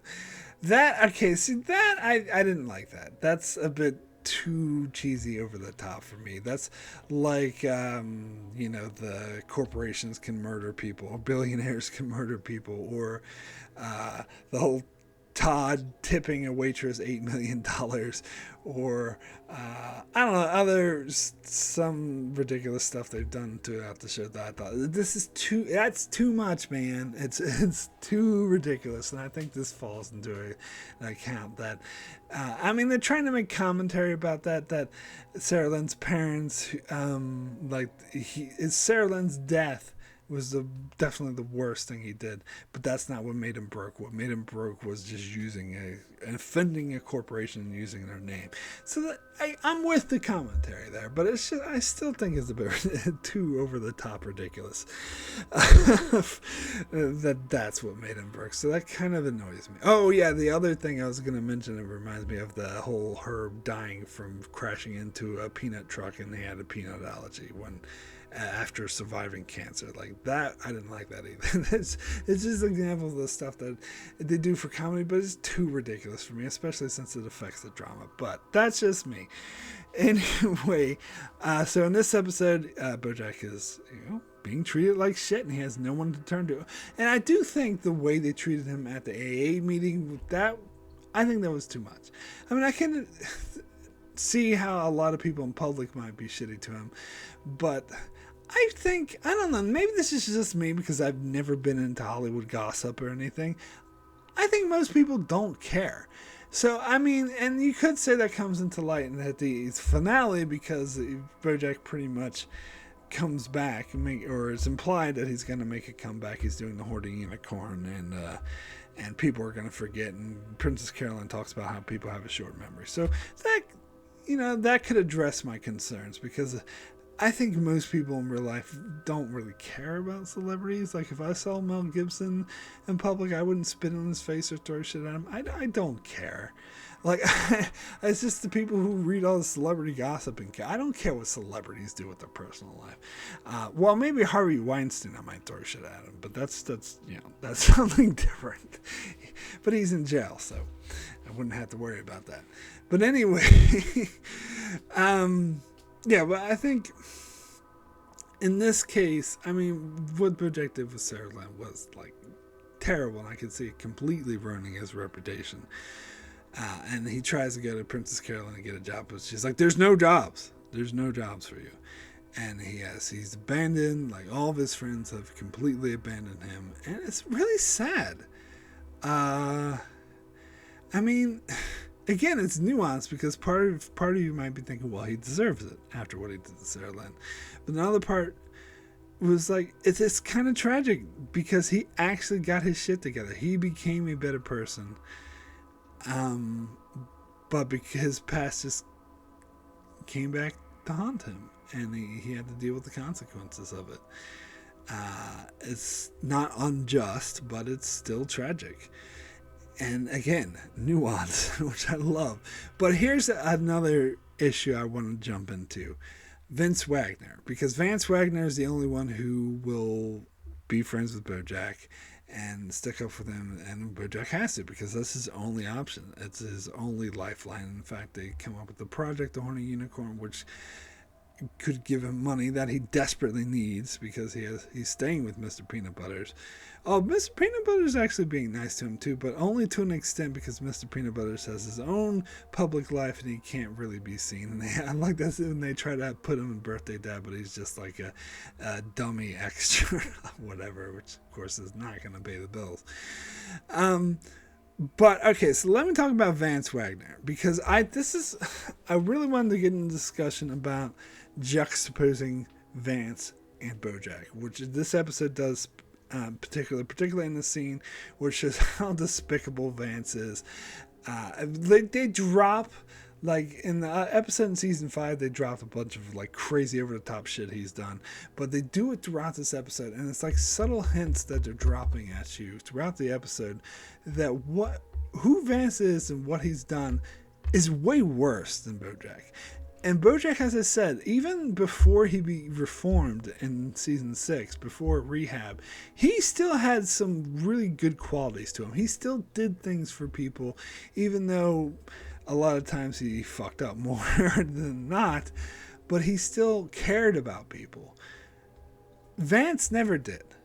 And the stuff, and like I said, throughout this episode, they keep dropping all this crazy, over the top stuff that Vance did, which is simply unforgivable, which is simply assholish. He is, I know the show's trying to say there's no such thing as a bad person, but he is way closer to a bad person than Bojack is. And I think this episode purposely juxtaposes that. And also shows the irony of the fact that Vance actually is in good standing now. He's been forgiven, whereas Bojack, everyone hates him and he's lost all of his money and he's lost all of his friends. And so what kind of world is that where Bojack, who has done horrible shit, but is still a good person at heart, and he really wanted to change and did change. Whereas Vance, he never wanted to change. He never did change. He kept doing all this crazy over the top, and that was driven home. Like, they were dropping hints when he would mention all this shit, but that was driven home when he was like, "Oh, let me go see my daughter," and he went there just to argue over like an Instagram post that she liked, and he started throwing shit and making a huge scene and showing he hasn't changed. He is a despicable human being. Much more so than Bojack. So I think there is a huge difference between Bojack and Vance, and I think anyone who would put Bojack in the same category as Vance is wrong for doing so. Now, there's a lot of nuance. I keep saying that word, but that's so relevant to the show on how you feel about that. Like, does that excuse Bojack's behavior? Does it make it okay, the treatment he's getting? Does he deserve it? Does he not? That's very complex questions that the show wants you to ask yourself, and that's why it's such a damn good show. But then you get the scene where Bojack, because throughout the episode he keeps trying to call Hollyhock. He got a letter from her, but he's refusing to read it because he's afraid that it says something bad. So he just wants to talk to her. But eventually the number, when he's at the party, at the frat party, he reads the letter because of the number. He calls the number and it's disconnected. So he reads the letter, and I love that we don't see what the letter actually says. Now, a lot of people always like wonder, like, ooh, what does the letter say? We don't know what it says. I wonder what it says. Maybe they should have showed what it said. But I actually love this. I think this is really great storytelling that we don't see what the letter says, because we don't need to. The only thing that's important is because we know we know what it says, not the specifics or how it's worded, but we know what it says because of Bojack's reaction, that he is absolutely horrified. And again, I kind of love this whole frat house thing because it shows like the kind of people who are like, "Oh yeah, we identify with you, bro. We stand with you," are the kind of people Bojack would not want to be with. They support him for the wrong reasons. Sexist, excuse me. So, and they're not the kind of people he would want to be with. So I thought that was an interesting twist as well. And, but it's what he's been driven to. And that scene after he read that, god damn it, that scene when he read the letter, it was so horrifying. It was just so powerful. And how they did the flash to people moving fast behind him, kind of like the opening credits. And then, boom, suddenly he has a beer in his hand. And it cuts the credits. And that's just powerful. That is just amazing, amazing storytelling. Absolutely amazing. And I think they do some other bullshit with Diane and her learning to be nicer to Guy or whatever, and whatever. I don't know. I don't even pay attention to the subplots at this point. But anyway, let's get into the next episode, which is Angela. Now this one, I liked it. It was a decent episode. I don't think it was quite as powerful as the previous three, but it was still good. This one did focus more on the subplots, like the whole thing with the character actress Margot Robbie, and going in, not Margot Robbie, that's someone different, Margot Martindale, sorry, going in with Todd to scam his mother into liking talking to him again. I don't care. I really don't care about that. The whole storyline with Todd and his mother, I just did not care. And then the whole thing with Diane agreeing to move to Houston with Guy and all that, like, yeah, that's all well and good. And I can't remember what Mr. Peanut Butter was up to. I'm sure he was up to something. But anyway, oh, and Princess Carolyn, she gets with Judah in this episode. That's right. I did like that. I did like the Princess Carolyn Judah pairing. I think that made sense, and it was really cute, the scene where he sang a song to her. So that was cool. But main storyline, Bojack Horseman meets up with Angela, the executive. Now it's funny because I noticed like throughout the whole show on this rewatch that he name drops how an executive, like back in season 2 he said an executive ruined his life, referring to Angela, because and in this episode he specifically says that all of his problems started when she convinced him to let Herb let Herb get fired. And so it was interesting. She made her come back, and we got this different perspective that she actually was bullshitting Bojack. I think that was really fascinating because they showed her having the conversation with Herb, and Herb was like, "Oh yeah, good luck trying to convince Bojack to turn on his friend. Your argument will have to be really convincing." And she's like, And Bojack fell for it, and so it was really, and the whole conversation that she had with him was about editing him out of Horsing Around, so it would just be called Around, which I think that's they don't really do that with the Cosby Show. Edit Cosby, they can't do that. That's ridiculous. I think that was a bit stupid, but it does show that they're trying to take away the one last thing that Bojack had, which was his time in Horsing Around. And of course, at this stage, he's a drunk because he's definitely fallen off the wagon, which is, I want to say, pitiable, and it's understandable. But it's of course not what he should do, and it's not a good thing. But it's tragic, and I did like some of the scenes between them, particularly when she told him about how she was bullshitting him about Herb, and how that sent him into this rage, and he was going to burn up the contract. But she basically said that his life was worthless. And this left him in a very bad place where he was absolutely drunk off his ass. He went back to his old house. He was too drunk to remember that wasn't his house anymore. Broke in and watching old episodes of Horsing Around. And this is really rock bottom for him. Almost literally rock bottom. And it's funny because he mentioned in an earlier episode how every time he thought he hit rock bottom, there's another bottom that's even rockier. This is it, I think.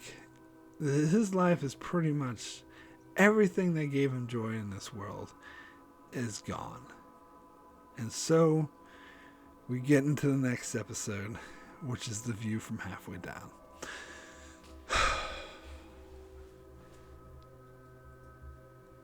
This episode is really well liked and well loved by the fan base, and this is the case where I'll completely agree with the fan base. I think this episode is nothing short of a masterpiece. So it's basically the fever dream, and it starts off in the dream, and it ends in the dream, and I love that. It's just, and I didn't realize this until recently, but this is all actually mentioned way back in the first part of season 6, when Dr. Champs is like, "Oh yeah, you told me about how you had the dream with the constant dream about the dinner party." I didn't even realize that was a joke. But anyway, so Bojack has a dream before he dies about meeting with all the people who died. But this is the same dream he had before, but this time it's different because this time he's not. I mean, he's dreaming, but he's not sleeping comfortably in his bed. He's drowning in a pool. And I love how they drop hints throughout the episode because they don't show that he's going swimming in the previous episode. They just show him, drunk as a fucking depressed and rock bottom at his house. And then they start this episode of the dream. And then it's just so, the whole way it unfolds is absolutely amazing. And how they keep this black tar type water keeps dripping everywhere. And when they give him water at the dinner, he's like, why does this water taste like chlorine? And they keep dropping hints. And also they drop hints because he talks about how he had this dream before, but they also drop hints about how the dream is different. That his father never showed up before. And of course he thinks he's going to wake up after when they go to the performance, but he doesn't. Which is pretty damn powerful. And then they had the metaphor with the bird who they're trying to shoo out of the room. Now, I always think of the episode of The Leftovers with the international assassin, which was also about an afterlife, when the main character went to an afterlife and there was a bird in a hotel and everyone's so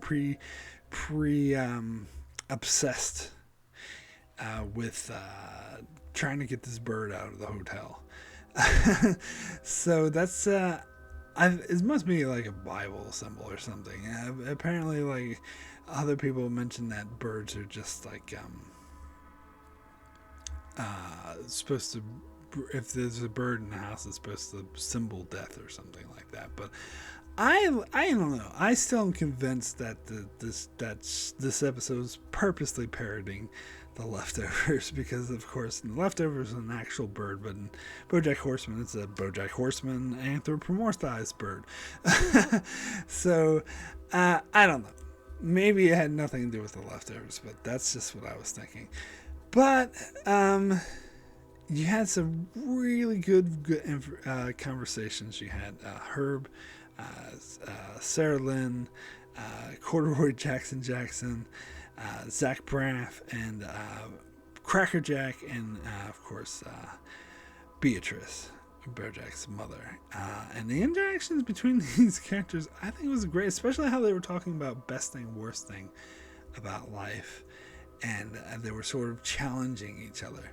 That was really interesting. They brought back Corduroy Jackson, who was, he was more in one episode, but it was like 2 or 3 episodes.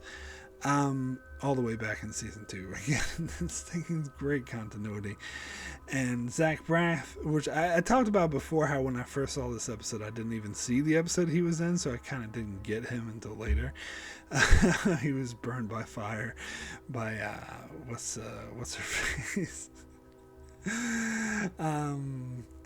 God, why am I blanking on her name? Mr. Peanut Butter's ex-wife. But anyway, Jessica Biel, that's right. But anyway, that was a ridiculous episode anyway. But it's interesting how they had those conversations, and how Corduroy Jackson's perspective was that if you get any pleasure out of doing something, it's not selfless. Which I actually very strongly disagree with him there, by the way. If it helps people, then that's the most important thing, like Herb said. So I signed with Herb. But then, of course, you get Bojack's father shows up, who's actually Secretariat. So it's kind of a mix between Secretariat and Bojack's father. Now, I've heard some people complain that they didn't get that famous actor who did the voice of Secretariat. Can't remember, dude who was in The Quiet Place and who was in The Office. But anyway, they didn't get him to do the voice. They had Will Arnett do the voice. And I don't understand people complain about that, because this is not Secretariat. This is obviously a mix between Secretariat and Bojack's father. And it looks like Secretariat, so I think it makes complete sense that has the voice of Cracker Jack. Not Cracker Jack. What's his name? Butterscotch. Sorry, Butterscotch Horseman. And Will Arnett does the voice for Butterscotch Horseman. So Will Arnett does it because and the whole point is kind of how it's how Butterscotch was an absentee father and never there, so Bojack always thought of Secretariat as a father figure more than he did his own father, so that's why they're mixed in this dream, which I think is great. And he has the personality of Butterscotch.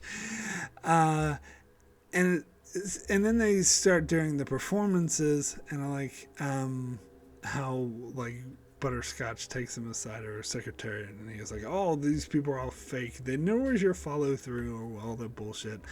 He takes Bojack aside, and Bojack is like, when I wake up. And he's like, you wake up? You still don't get it. And they like show the picture of Bojack floating in the pool, drowning. Like, this is really, really fucking powerful stuff. This is amazingly powerful stuff. And then, of course, I got to talk about the reprise of Don't Stop Dancing, which I love the first version so much, and I love this version just as much, even if not even more. Like, watching it this time around, I had tears in my eyes because it's just because that whole song was originated by what Bojack said to Sarah Lynn back when she was a little girl about how the audience is the most important thing and you don't stop dancing, and they turned it into more personalized. This version was more personalized for Sarah Lynn. Like at the end of it, she said, this is something you told me when I was small, was lyrics in the line. And it just really personified like the tragedy of her life, and the way Bojack like interrupted the song. It's like, I'm sorry, and she's like, Bojack, this is my time now. Shows just how remorseful he is, not just on her death, but everything he had to do with introducing her alcohol and what he said to her about not stop dancing. And again, like, she had her own personal issues, and she's just a very tragic figure. And so to personify that in that song and then have her jump off into the deep, that was just powerful shit. But what was even more powerful was the secretary's poem about the view from halfway down. Fuck. That was just, what can I say about it? I mean, that was just so damn emotional. It was so damn powerful about how he's coming in this whole time making this big stink about how he's proud he committed suicide. I think he calls it the happiest day of his life, and how he's like putting people down for not following through with it. And he reveals that halfway down, once it's out of his control, once there's nothing he can do about it, how terrified he was, how he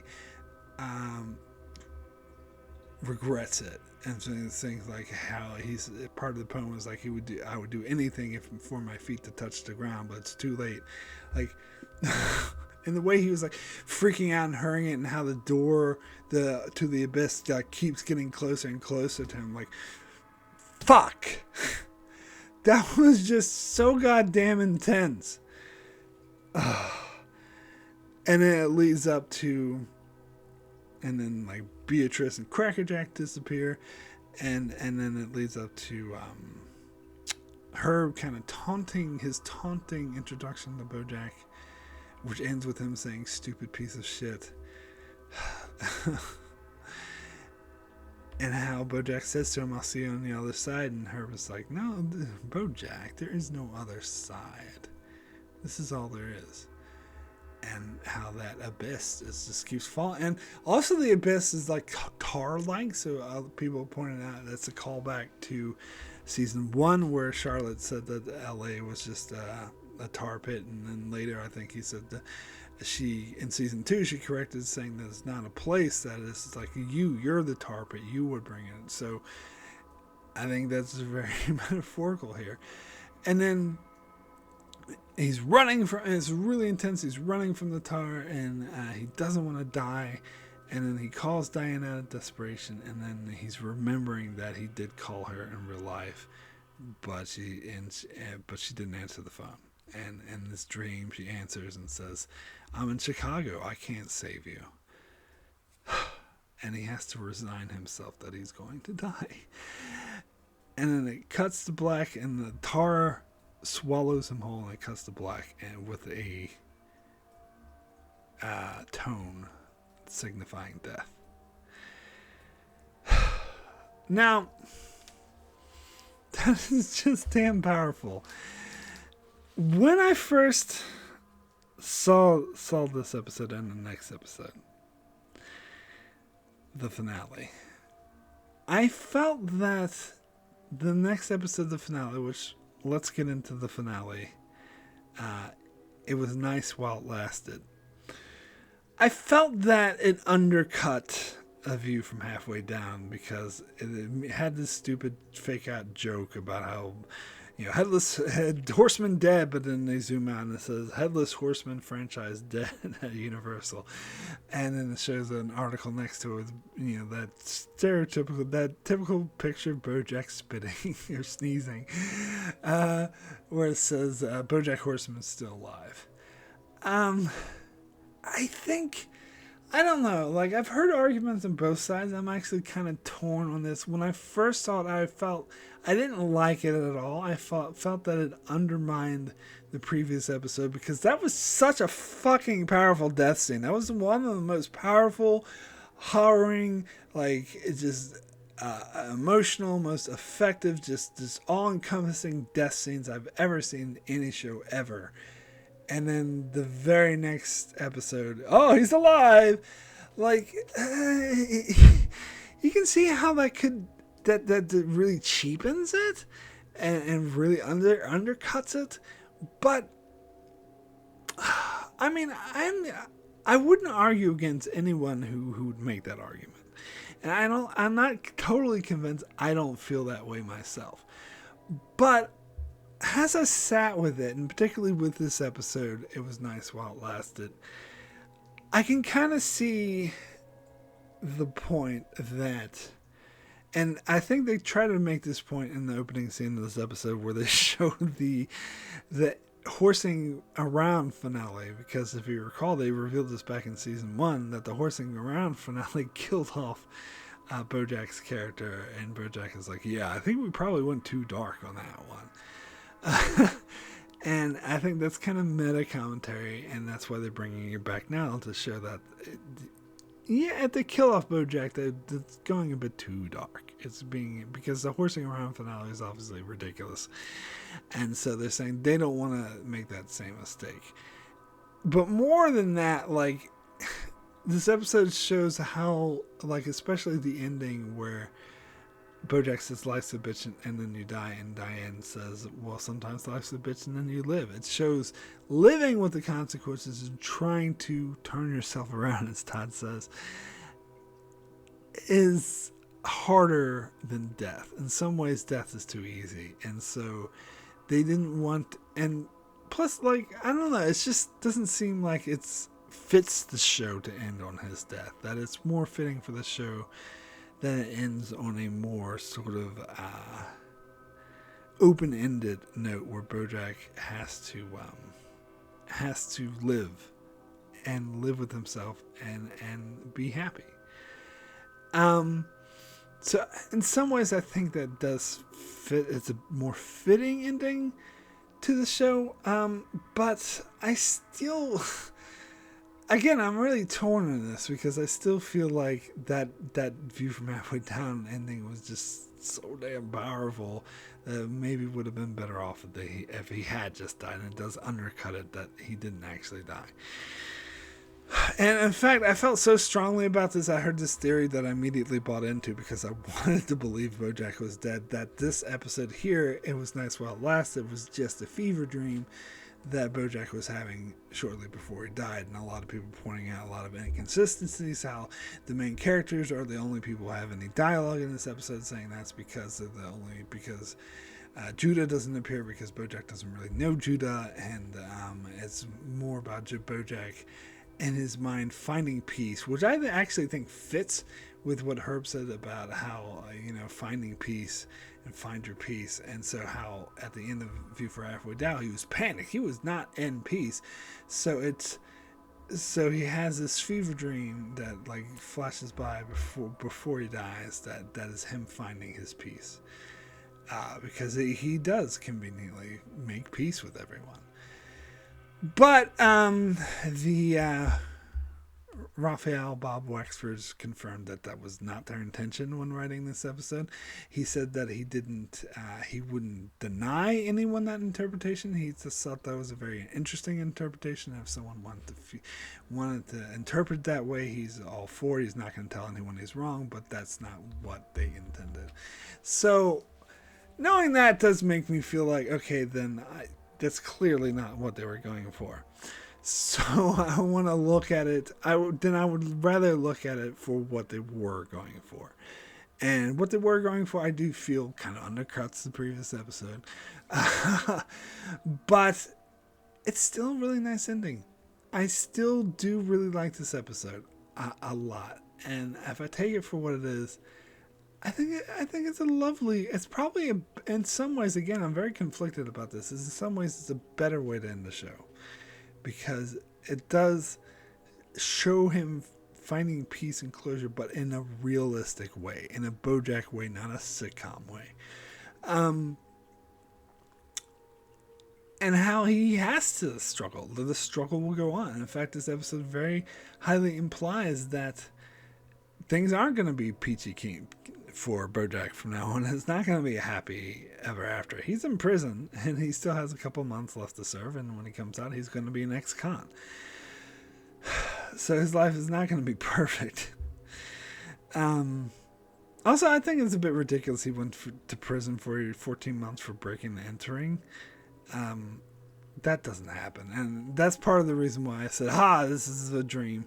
And because that's not very, but it's just it's just the show being silly. And Bojack says, it's kind of for a lot of things. I said, I guess now's as good as time as any, because this episode has the billboard with Gina. I said I would talk about how Gina, it's interesting that all the consequences he faces the consequences for Penny, for Charlotte, definitely for Sarah Lynn, and all the other shit he's done. He throws Sharona under the bus and all this other shit. But he never faced the consequences for Gina. That never went public. Which is, I find that interesting. Because, first of all, Gina herself did not want it to go public. So, in some ways, you could say it's a better ending for her, because we see her in the billboard. She's in the movie. And that her life would be more complicated. But from that mid-season, and this is why I wish we got Gina, because from that mid-season finale, it seemed like not telling people about it was also having a horrible effect, because people just thought she was crazy and didn't realize and that they were aware of the trauma she had suffered, that they might have reacted differently for her and things could have been better for her. But it was her choice not to come to light, and it never did. And so when Bojack serves his 14 months and he says it's for a lot of things, really, the show is implying the Sarah Lynn thing, which is definitely on his mind, I'm sure. But I think the Gina thing is also very to the forefront of his mind when he said that, because he paid $5 million for Sarah Lynn thing, and sure, that's probably not enough, and he could suffer more consequences, but he had no consequences for the Gina thing. So I would like to think that was definitely on the forefront of his mind, because she even said to him, "You should be in jail." And so he finally does get to go to jail. It's a bit ridiculous that it's for breaking in. I actually probably would have preferred that the Gina thing came to light, and that's why he went to jail, but I don't know. That's just me. But anyway, getting to this episode, it's a nice format.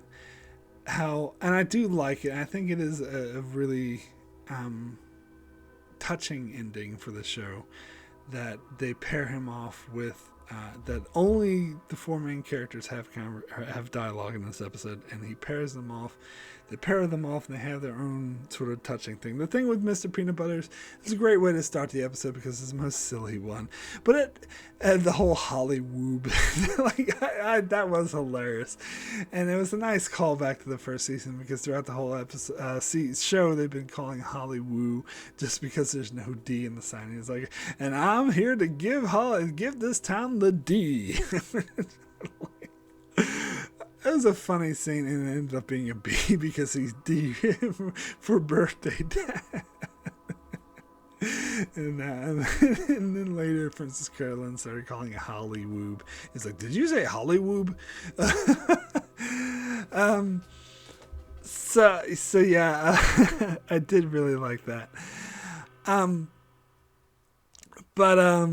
Yeah. But the Mr. Peanut Butter thing, like, I kind of like their reconciliation in the episode 7 better, though, when they did the crossover episode. That felt kind of more finality than this conversation did. It felt kind of like your normal Mr. Peanut Butter. And I like how they're calling out their running jokes, like the Erica jokes. It's like, I'm never going to leave your side, Bojack, unless I run into my friend Erica and get distracted by some of her crazy antics. But what's the chances of that happening?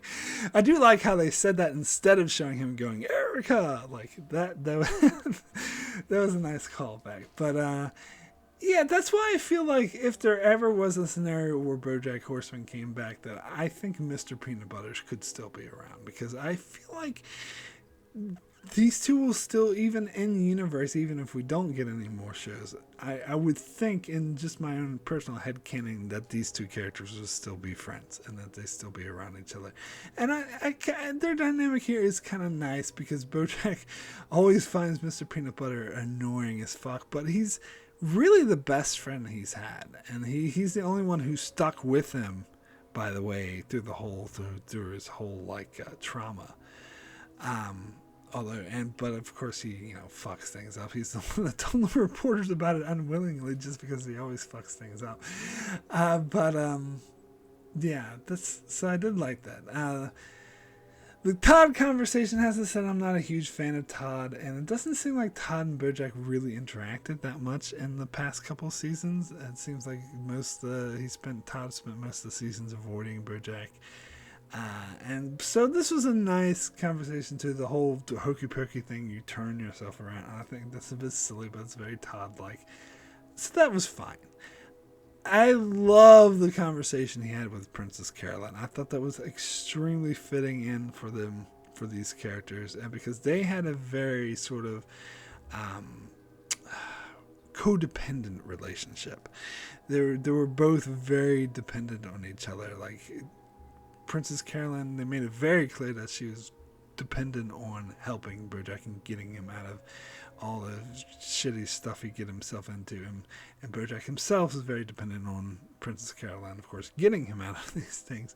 And so this was a very nice, very touching finale, especially how they had the conversation of Bojack was bringing up a sitcom scenario of what would happen if what he thought he would happen at the wedding, that she'd get cold feet and he'd be the hero and talk her back into it,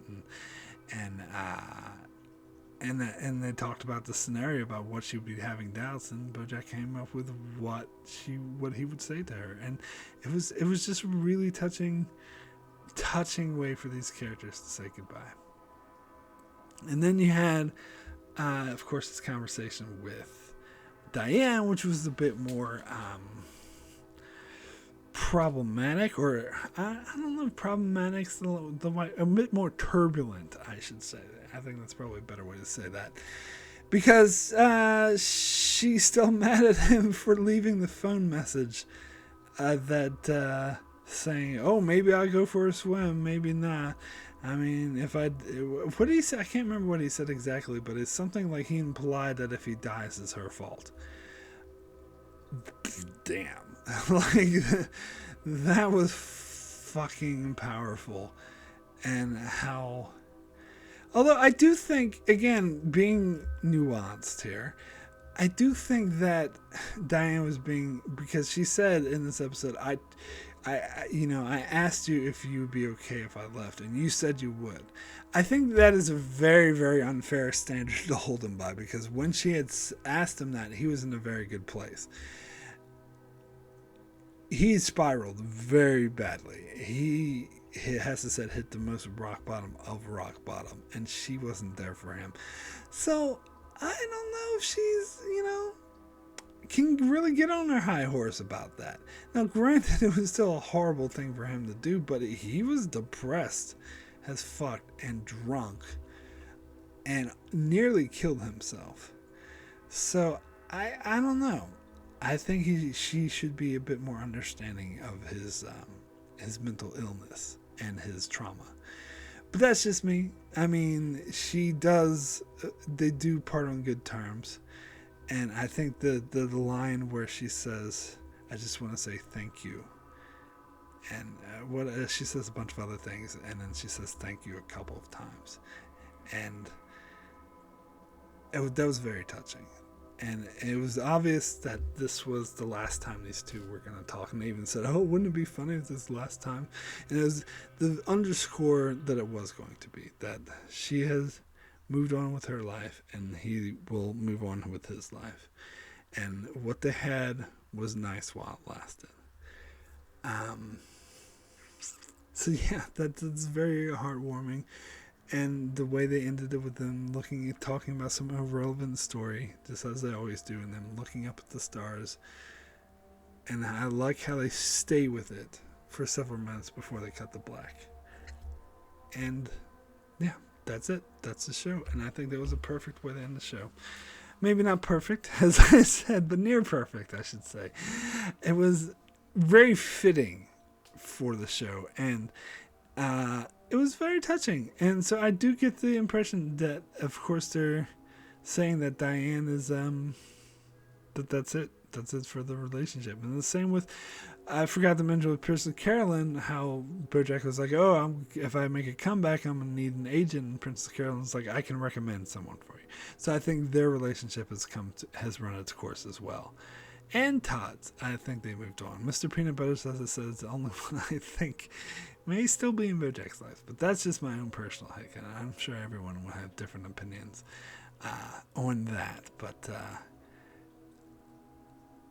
I think that's very realistic, the way that these two old friends who've been through so much together realize that their lives have moved on and that they're no longer... it's no longer necessary for them to be apart, but they still appreciate and cherish what they had. I thought that was very heartwarming. Oh, I forgot to mention, I think it was back in the episode Angela, where Diane had a very similar conversation to Mr. Peanut Butter, saying that they actually think they would like each other now with the people they are, but they wouldn't be the people they are if they'd never been together.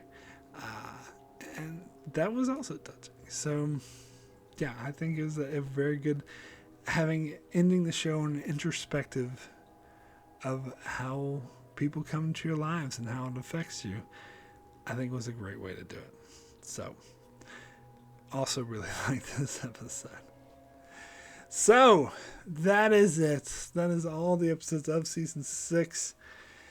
Thank you so much for listening to this extra long video. Now let me get into my favorite episode, the best episode of the season, and my worst episode, my least favorite episode of the season.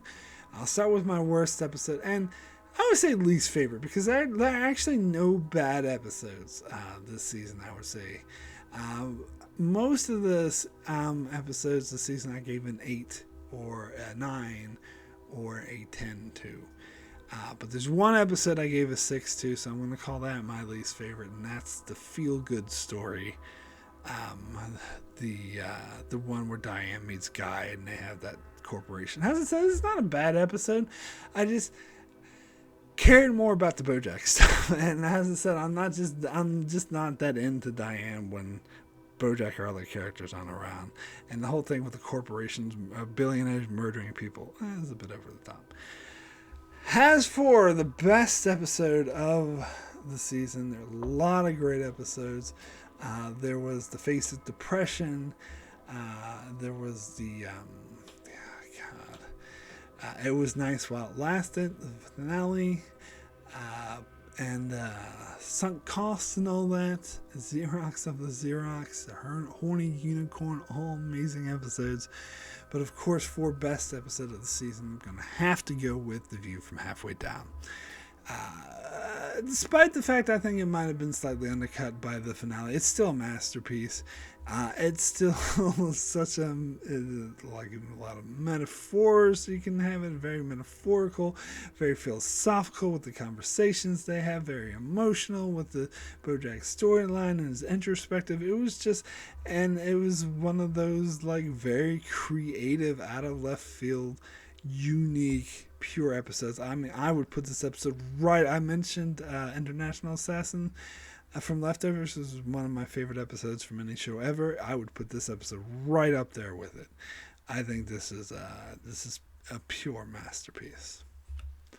So, my rating for season 6 as a whole, I think I'm going to have to give this a 9. Excellent.